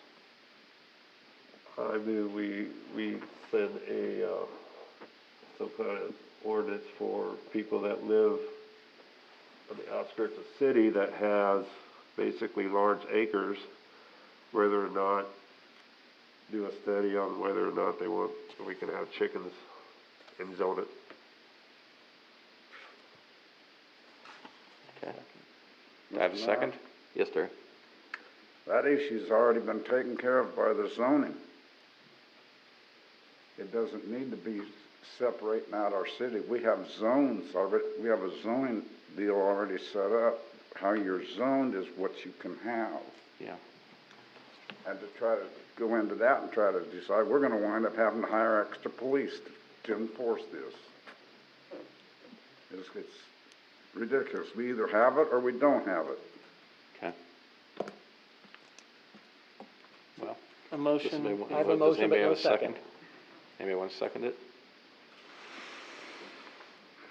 Okay, so it dies. All right. Let it die. Okay. Now, the next thing is, we probably need to send out notices right away to the people that have chickens in town. It's, would a 30-day, No, okay. if this is the problem that it's been, why would you give them 30 days? Okay. I was feeling off of the mayor here. So whatever you guys want us to do, we will do it. Really where I'm at is, we know where they're at, don't we? So hand deliver the letter. Okay. Done? Give them, 10 days, there you go. 5 days. Yeah, it didn't take long to get rid of the chicken. Nope. ASAP. Yeah, really, and a day to come back and check. Are letters or tickets? Because right now it's a ticketable offense. It's a what? It is Ticket. I don't care. Okay. All right.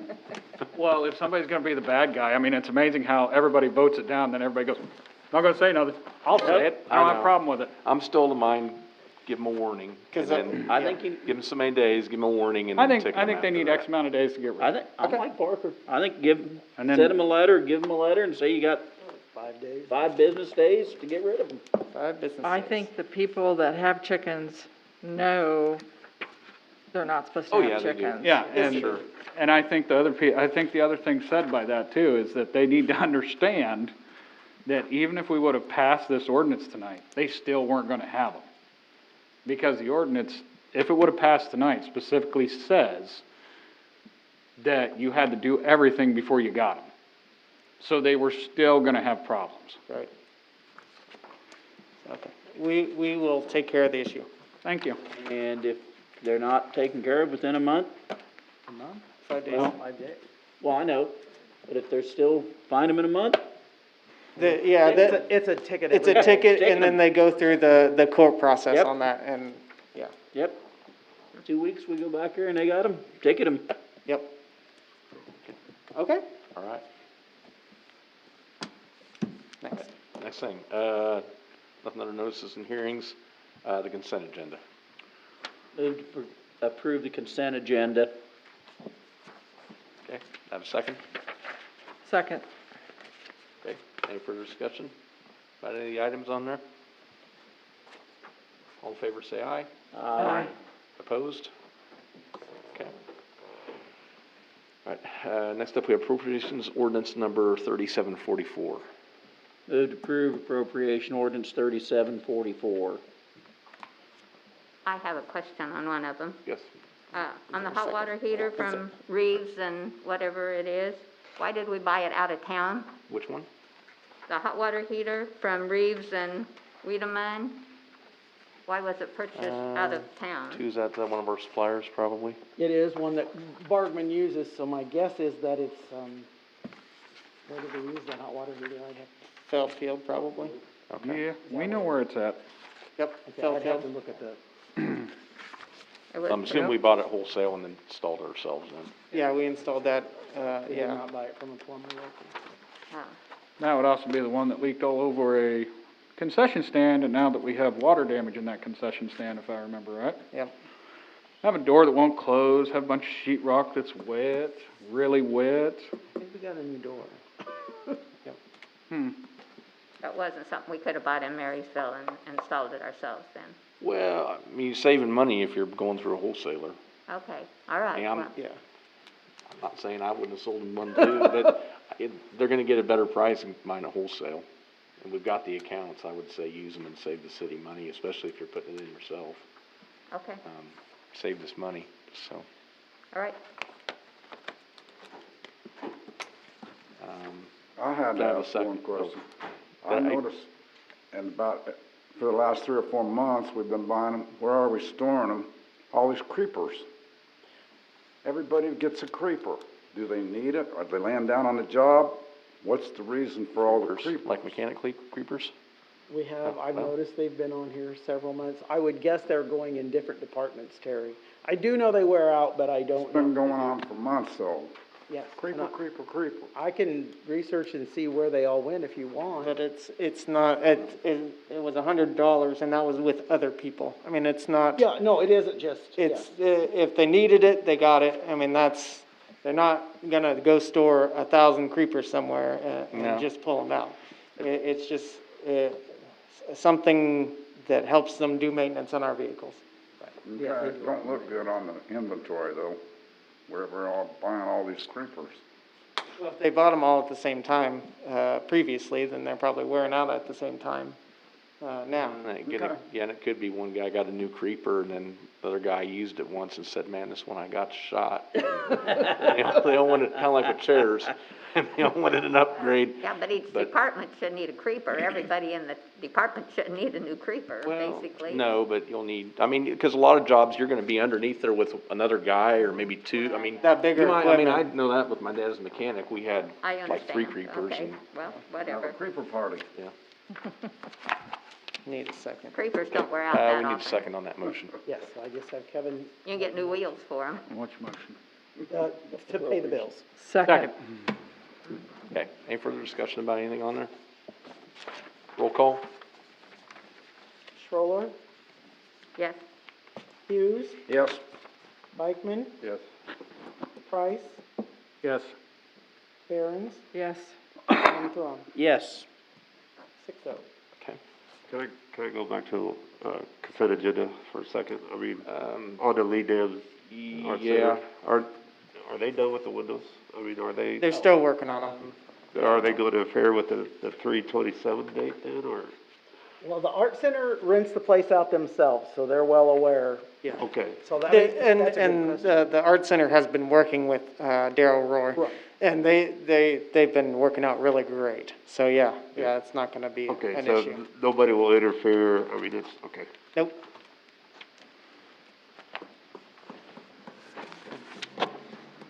Next up's Austin with the staff reports. All right, I'm gonna interject something before what I have on my schedule. I had an email from Jeff Mayer, that, I'll read it here for you.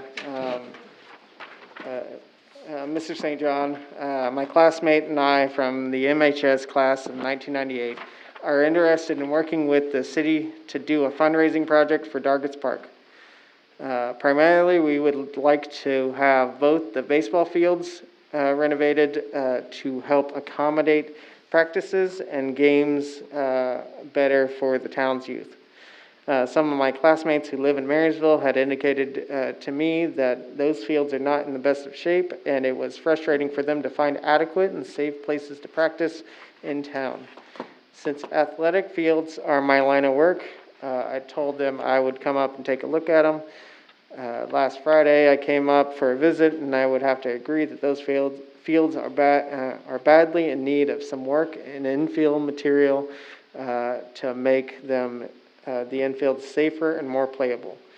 I don't think it would take very much money to add some crushed limestone screenings to those fields and carve out the lips around the fields to make the fields better for the community. We are hoping that if the MHS class of 1998 can raise the funds necessary for the material, the city would be able to provide the labor and machinery necessary to complete the work.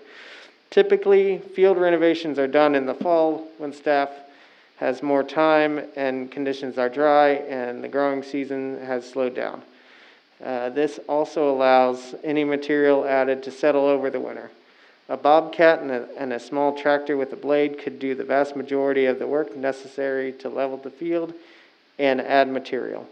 I would also suggest cutting the outfield edge out of the grass out a few more feet on each field so that you can accommodate 60-foot bases for youth baseball and girls softball to practice on. Currently, the fields only accommodate 50 to 55-foot bases for t-ball or coach pitch. By extending the edge outward a few feet, you can enhance the usability of the complex for more people to enjoy. Some other potential fundraising projects that have been discussed by the MHS class of 1998 were the repainting of the main basketball court lines and taking out the basketball goal on the small square court on the east side that is just north of the playground, and using the existing concrete pad to put a shade shelter and picnic area there. Neither of these two projects should cost too much money to complete and would greatly enhance the park. My classmates and I spent many hours at the park playing pickup basketball, football, and baseball games when we were kids, so that park holds a special place in our hearts. We feel like this would be great opportunity to give back to the community and help make the park a better place for kids to play and be active. We are hoping the city will work with us to help make these potential changes a possibility for the community. I look forward to hearing back from someone about this project. Let me know if you have any suggestions or questions for us. And he gave me his contact information. So the question is, I mean, I'm assuming we can do, the work he's saying. Are you okay with them raising funds for enhancements like this? I'm not opposed to it. I think it's great that there's a group that wants to help renovate our park and fields. If they're gonna do most of the work, or they, in our workshop, we talked about, he was thinking about putting lime on those fields anyway. I mean, how do we handle that? I mean, if they go redo the fields, do they take it up to the point where the city will put the lime on? Or are they gonna do it from start to finish? It sounds like we do all the labor, and they pay for the material like the lime and stuff like that. The paint for the basketball court and the shade structure, and we just do the manual labor with our equipment to implement all these, to get those taken care of. That's how the proposal sounded to me. Well, I don't oppose them for raising funds to help improve it at all. If they wanna take up that, I'll agree with that. Yeah, I know these are all improvements that we talked about needing to do, like the ag lime and stuff already, so. Do we need a motion or anything? It probably looked good, either a consensus or a motion I'd be happy with. Will the city crews have time to do it yet this spring, you think? It'd be fall. It'd be fall. It'd be the fall time. Oh, okay. Yeah. They didn't expect it to be done No, yet no, this no, spring? no. Okay, that's all I wanted to be According to sure. this guy, Yeah, I okay. believe him. I blanked out his credentials, but he works for the city of Manhattan, Okay. in their rec department. What about future? Would we continue to do it then, or will we give it back to the Well- rec department? This always used to be with Marysville Sport and Rec. We took it back when it became just a little Derelict. bit. Will if these are gonna be used for practice, will they be scheduling them, and will they take the maintenance back? They used to have the maintenance. Probably not. Well, I'm just asking, I because we know. gotta know. Well, we can further discuss that after the improvements are made. Yep. This could be because we got a 1-year contract with Sure, right. Sport and Rec. So we could definitely discuss that again. But if you guys are okay with the improvements, or at least them raising funds for the materials for the improvements, I think that's where we're at right now.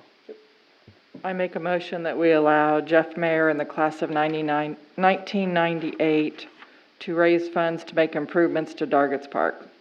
I'll second. Second. Okay. Any further discussion? All in favor, say aye. Aye. Opposed? Okay, 6-0. The one thing that I have on my report, just wanted to talk about this, because this is a big topic for us at this point in time amongst cities.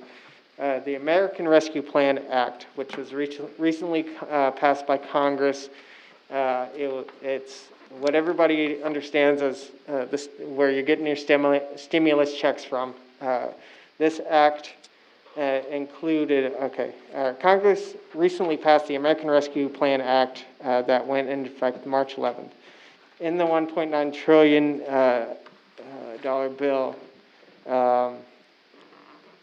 is $360 billion dedicated to state, local, and territorial governments.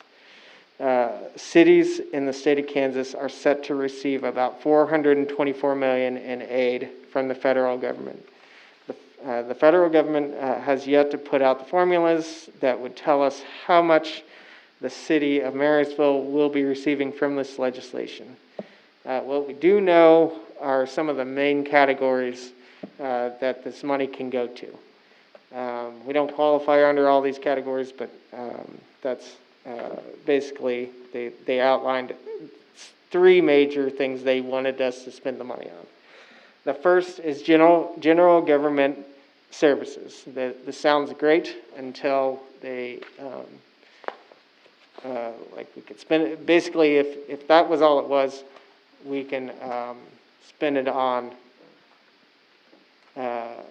anything relating to government. So anything the general fund pays for, possibly water, sewer, and stuff like that. But under this category, to qualify to use it for this, you have to have lost revenue under those services to make up for that. Generally speaking, the city of Marysville did pretty decent in not losing revenue. So I don't think we would qualify under these circumstances. The second one is investment in infrastructure. The legislation specifically mentions water, sewer, and broadband infrastructure, but the Treasury Department could expand to other types, like street projects. Street projects. One of the people mentioned IT infrastructure, stuff like that. But the bill lined out water, sewer, and broadband. I have a feeling I know why they included those, but those are some of the things they really concentrated on. But again, they could widen it out. The Treasury could go, okay, they meant infrastructure more broadly, like streets and stuff like that.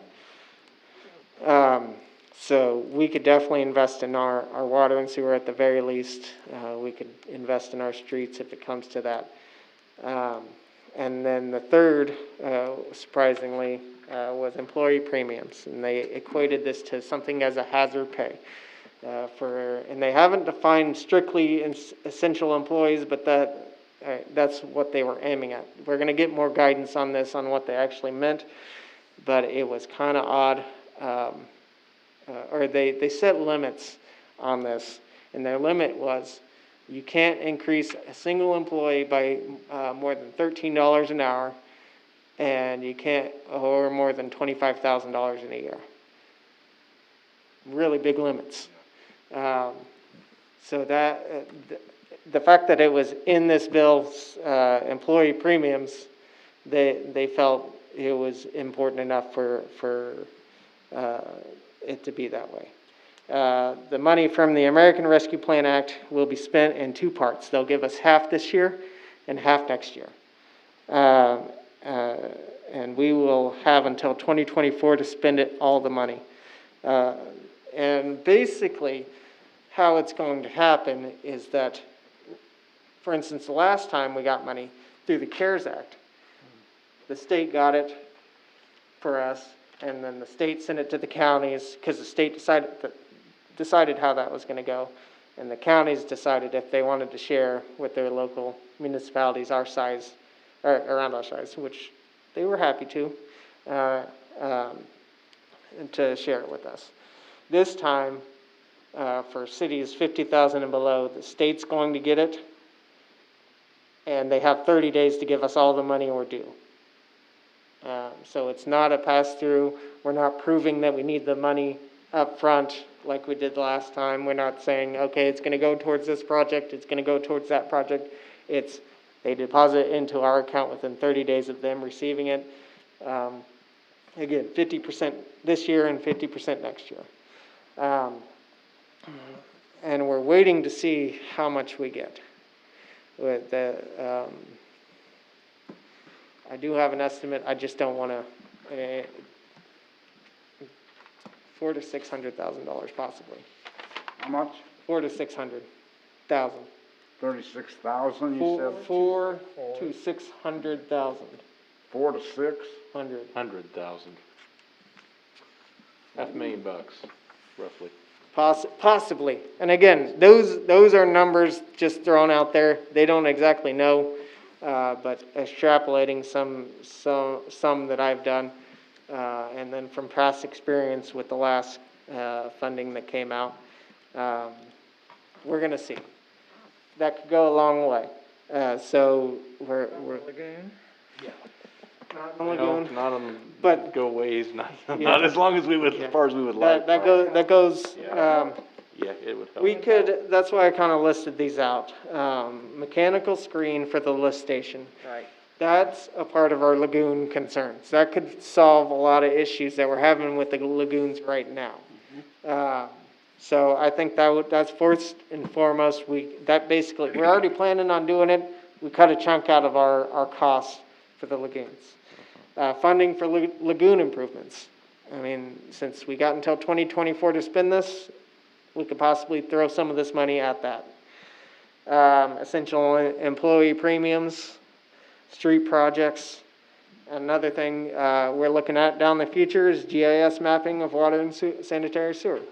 That would really help in getting an updated map on where our new sewers at, or where are the old ones we got rid of. Possibly even listing out all we've lined, all that's brand new pipe. That could help, help immensely in how we do business. That's a smaller portion of a project, but an important one nonetheless. I'll present more information as I receive it. We're hoping that the Treasury interpretation comes out in the next couple weeks. So a week from now to 2 weeks from now, we should see how they interpret these bills, or this bill. Could he be used for equipment purchases? I don't know. Yeah. Yeah. Doesn't look like it right now, maybe, but. They're really concentrating on, and I have a feeling, just from, the infrastructure, where they don't want cities to neglect doing upgrades. I think that's the main concern. We've seen other cities where they make a change, and then all of a sudden their system goes to hell. They don't want that to happen. That's what I'm interpreting from this whole thing, specifically why they said water, sewer, and broadband. Broadband's obvious because everybody's going remote and all that stuff. They want people to be able to do that comfortably from their home. Sewer, last year when this toilet paper ran out, they were flushing anything and everything. Maybe not here, I'm sure it was here, but not to the extent some of the, not to the extent that some of the larger cities probably were experiencing. And that's where I'm probably seeing these. And then, of course, we need clean water and good pipes. So I think those are the reasons why they specifically name those things in there. Does anybody have any questions at this time over the American Rescue Plan? The idea, let's see, I think from March 11th, they had 60 days to figure out how to get the money to the states. The state has 30 days to get the money out to us. So we could possibly not see it till 90 days from March 11th, but we're not, it's not like not like we're leaning on it right now. So that's where we're at with that.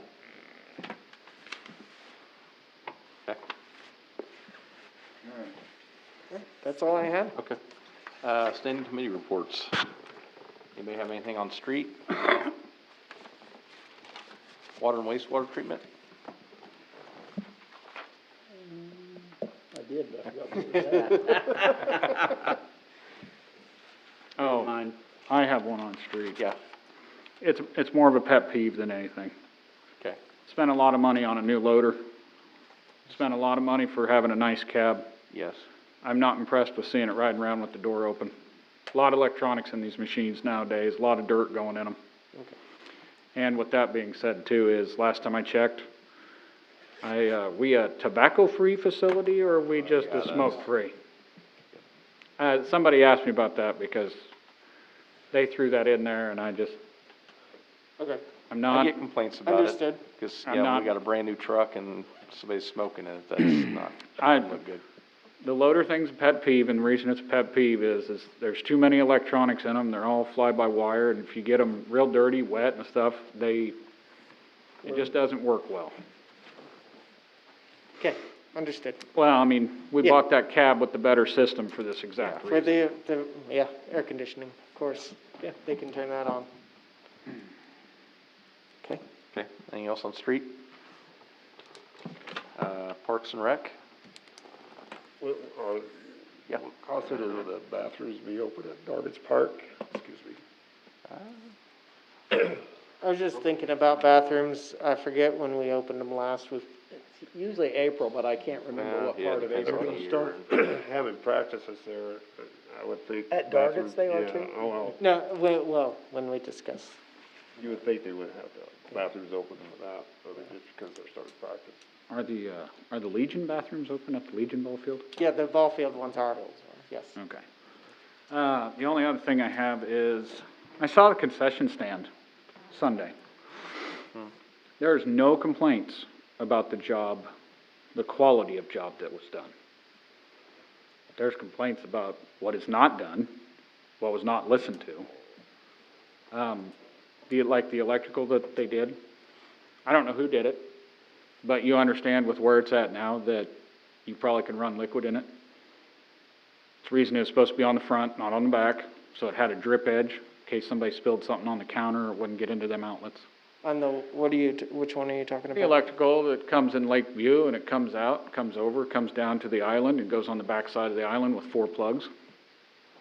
And are all 4 of them plugs on one circuit? He said he was gonna try to split them up.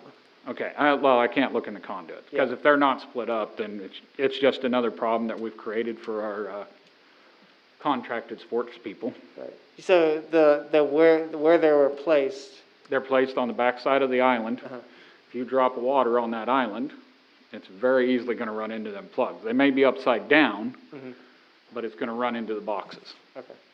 And I remember when we had that meeting up there with Kevin and I and you and Will, we specifically said to put them on the front with a drip edge, so if it spilled, it would drip down and would not get into the electrical. And the red and black stripe all the way around, I know we said not to do that, because we just wanted a neutral color. I mean, I don't remember nixing, I thought we were just revamping, that's my fault, I'll take that. okay. I thought we And, were just making sure it looked better. than And what it where was. are the, roll-up doors for the windows? We measured those and they're on order.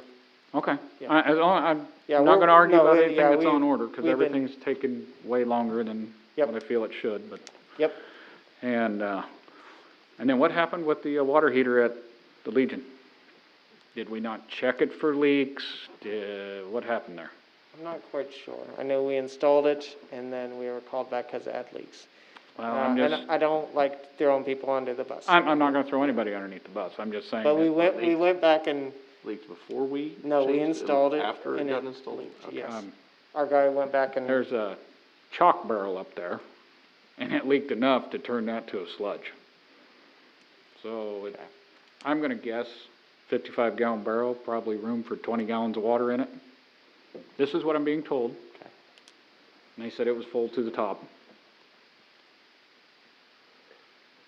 So, and one other thing, and this one I'm really angry about.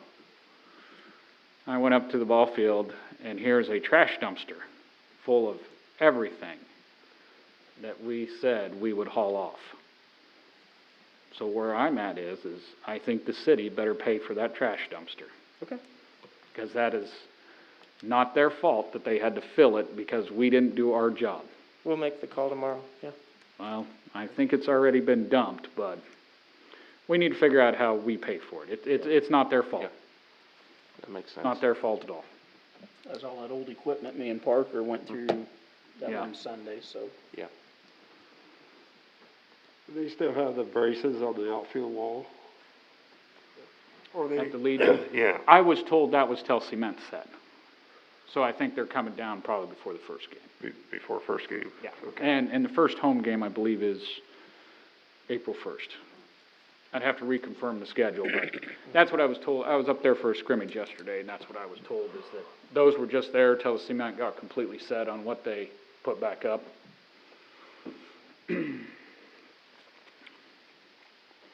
I think they better make sure they're out of there before first game. Oh, yeah. Okay. Anything else on Parks and Rec? Yeah. Somebody asked me if they were gonna put up the covers at the Lakeview, The what? well, they donated to for the pony up, for the. Oh, the knitting? For the We covers. we have a fence guy working on that right now. One's with, one that specifically does the netting. Yes, we're in the process of working on that, yes. Does he have any idea when he's gonna be done? We don't know yet. He's gotta come back with the price, and he came out and looked at extending some of the fencing and stuff like that, and it's, I mean, yeah. You may wanna prod him a little bit. Let's Yeah. get it done. Yep. They've paid enough over the couple years that it should have been done already. Thank you, Diane. I forgot about that part of it. Anything else on Parks and Rec? Cemetery and Airport? Our new mowers here yet? Yes.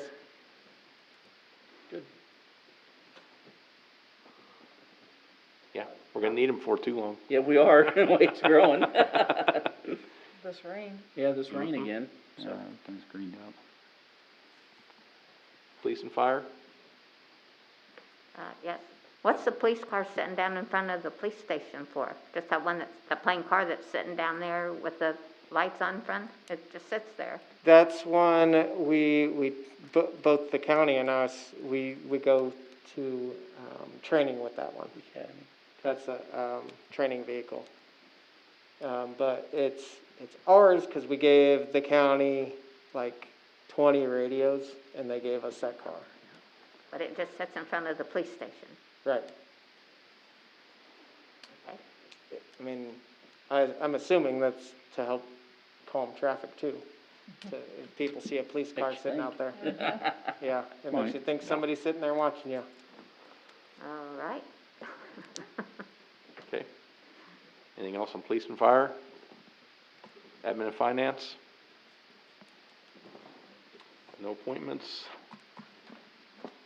City attorney, you got anything for us, John? Yes, Mr. Mayor. Yeah.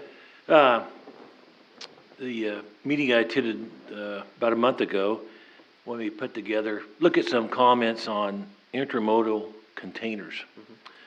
And I looked at them and I can safely say there is no consensus. There's what? No consensus whatsoever.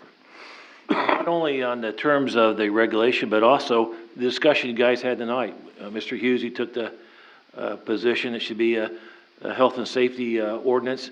Mr. Bikeman said, let's go to the zoning issue. And lo and behold, this is precisely the same sort of issue. And so I did get some ideas, and then I thought the deadline was Thursday, not Wednesday. I did put together one that related to using the police powers, and I'll pass that out tonight to give you something to think about.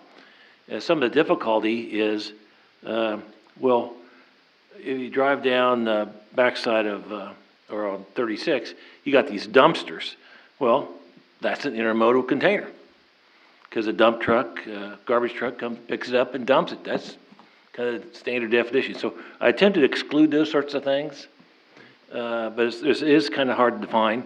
And another thing, 2 weeks ago, I have in here no stacking. That was, somebody said no stacking. 2 weeks ago, I visited my son in Lincoln, came around a corner, and there was these basically intermodal containers stacked. And they were, I said, holy cow, that's pretty nice. It was an office building or a residence, I'm not sure. And I don't know the streets well enough to tell you where I was at.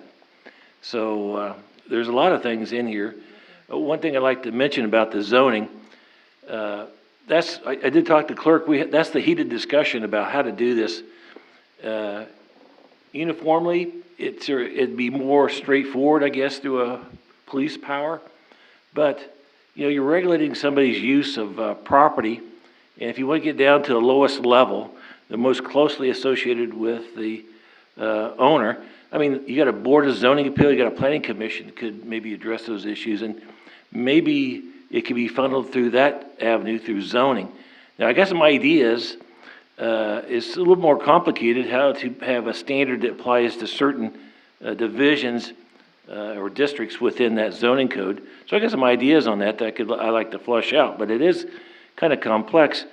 But really, that was difficult to figure out from all these comments if that would be doable or something the council would like to see. So I do have sausage here tonight. I put together some type of package to give you something to look at. I'm not married to any of this. I'm just saying that this is one way to get to the end point if you want to do it this way. But I would like to look at, maybe the problem back then when you were talking about that, you didn't have something in your hand to look at, like a chicken ordinance. You didn't have a specific ordinance. Maybe if I bring it back, like this one I did tonight, bring back something for zoning and try to match it to the areas, maybe it gives you a better grasp of how it could be done. I think the general problem is in Marysville, there's more mixed-use properties, mixed areas. And so it's not necessarily all residential. It's more It's mixed use, lack of a better word.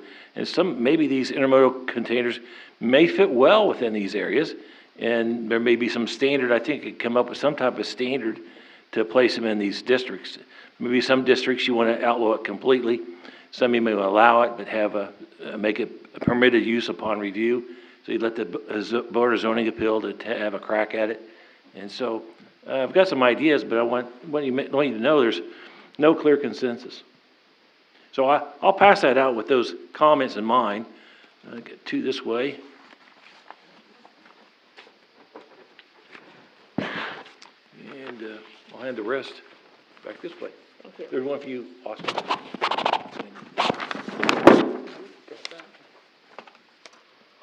I'm not expecting any feedback tonight. It gives you something to read. I'll keep working on this zoning issue, how to make it part of the zoning code. Like I said, I'm not sure one way is better than the other. I like the idea of uniformity. The clerk really thinks that, one area is not picked over another area. And so that's nice and easy to apply. But maybe zoning is where you get to fine tune it for some certain properties. With zoning, we'd have to reprint a lot of the ULDC, depending on where you go, and the consensus of the council. The last time they talked about it was, they went to the planning and zoning with it, and they thought because Olson was the lawyer then, and they thought it should go through ordinance. It was way too complicated in zoning. Well, I got this. So I don't know if that's true or not true. That's just what they're. I got this idea, and I hunted around, and I got kind of this a zoning issue. We have standards in this ordinance I found, kind of tagged it into certain districts. So I would probably have to work with Will to make sure I got the right districts, but there are certain standards that could be pigeonholed into certain districts. Districts meaning like SR1, SR, what are you Right. talking about district? Yeah. Zoning area, okay. Zoning, District. zoning. Right. Yeah, okay. So, I mean, but that gives you something to chew on at least. And so I really didn't know how to handle some of the trash containers. I did talk to the Temps disposal, and I didn't want to, some are really large, some are not so large, you don't want to, we may be taking, the city of Marysville may be taking down a building, may need some type of dumpster parked down there to remove that type of stuff. So I kind of excluded them to a certain size. And if you criticize it or hate it, let me know. I'm okay with that. I do too. Like say by next meeting? I'm not here next meeting, but I'll try Or the next try. meeting. I'd like to put something together for the zoning. If it's, it is more complicated. I think clerk's right, it's more complicated. Thank you. But your discussion between Councilman Bikeman and yourself regarding zoning versus some public was right on target. That's exactly what's going on here. John, I know you have it in here about not stacking them, but like say if somebody wanted to take 5, 6, 8 of them, build a house, how would that work? Since I saw the one, I'm not really sure, but it'd be a building permit saying it's a residential structure. You comply with the residential codes, and you have to make it livable, habitable. This, if you look in there, you can have electricity, but you can't have water or gas or anything like that. So. Now, I ask because I've seen some houses built out of them. Yeah. And you would not know they're containers unless. So would this exclude intermodal containers as building materials? Well, I think about it in that context. I really didn't think of it till I saw that one in Lincoln.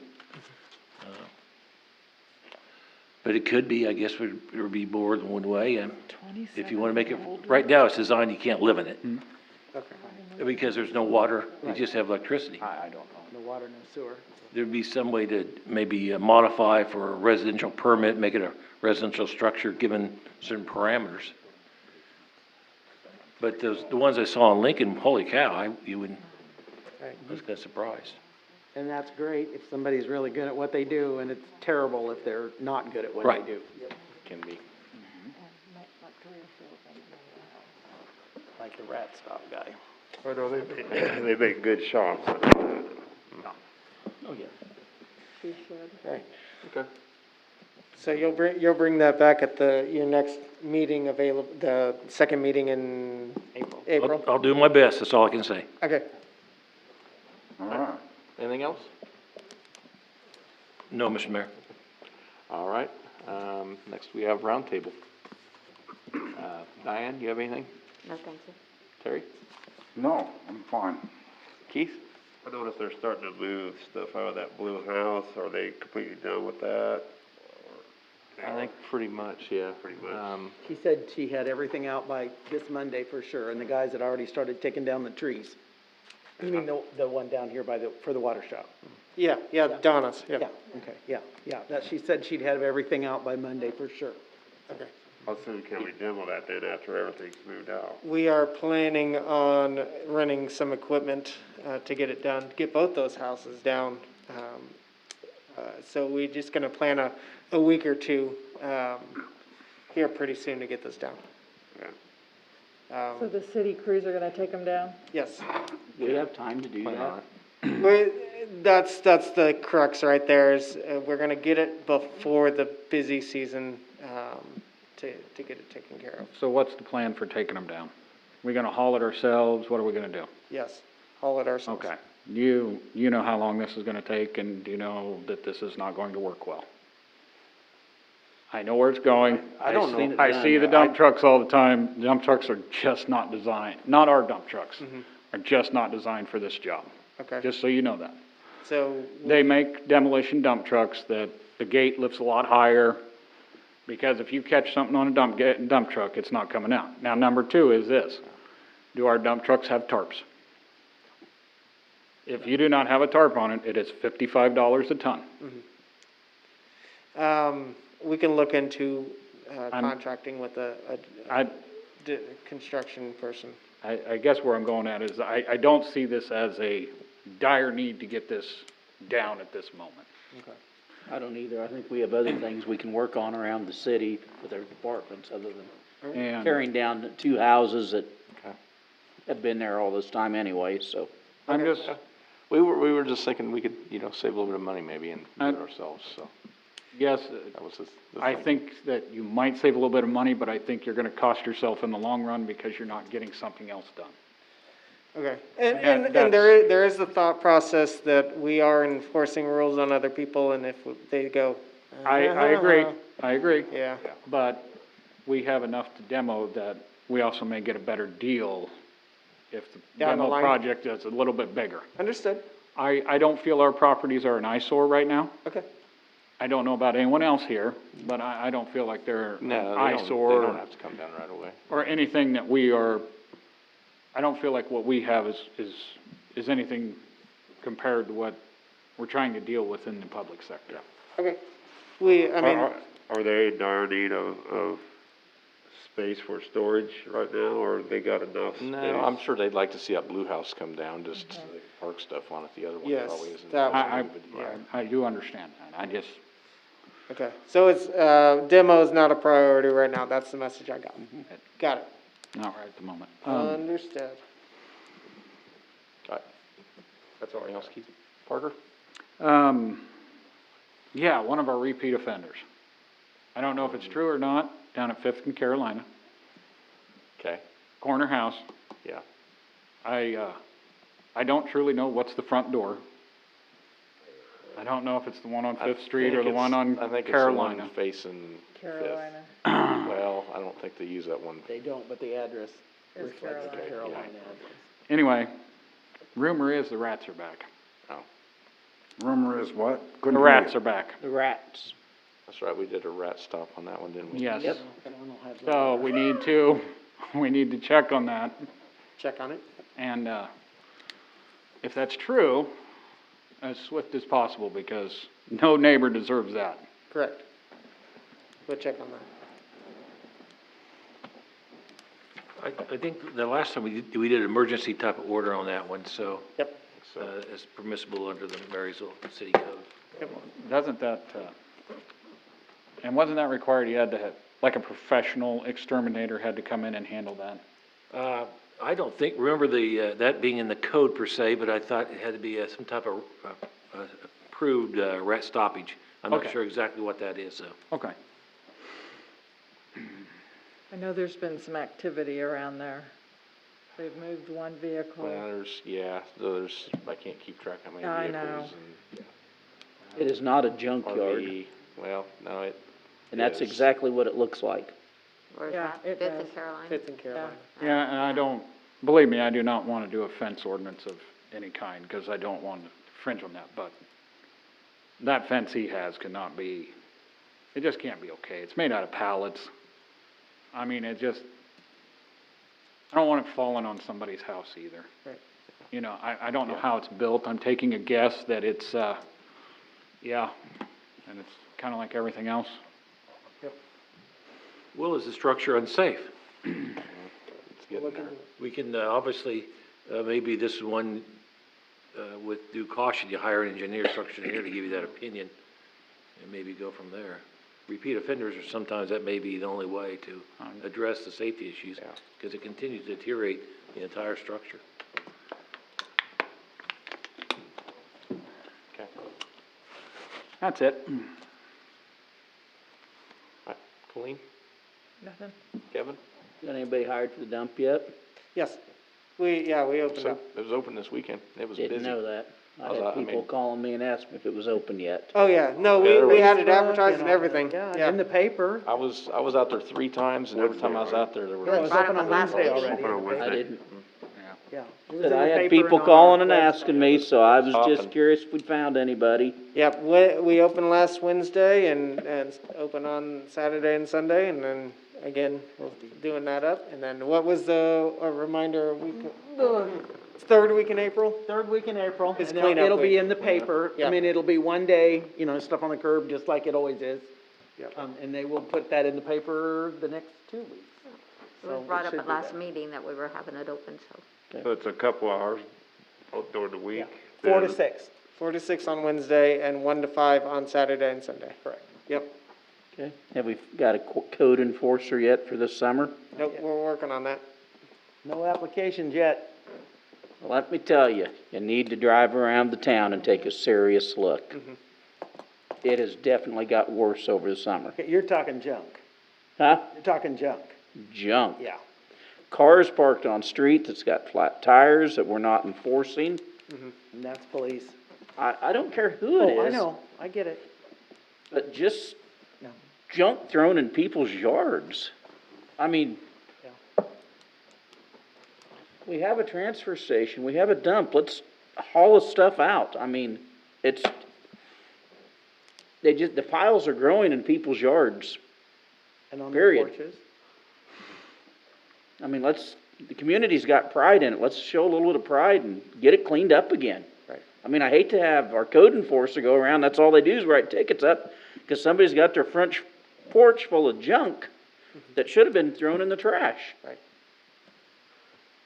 You know, it just brings the community down, so. And you not, need to go take a ahead. little bit of time and do some of this stuff. And, not that we necessarily have to make the announcement, but the transfer station will be open on Saturday. First Saturday of the month for 6 hours. Oh, good, because we get a lot of phone calls on that. That just changed today. Okay, first Saturday of the month for 6 hours. And Yep, what time do you open? Like 8 to 2. 8 to 2, okay, because we get Saturday that of the call a month. bunch. That starts April 3rd. Okay, that's good to know. We'll put it on our website too.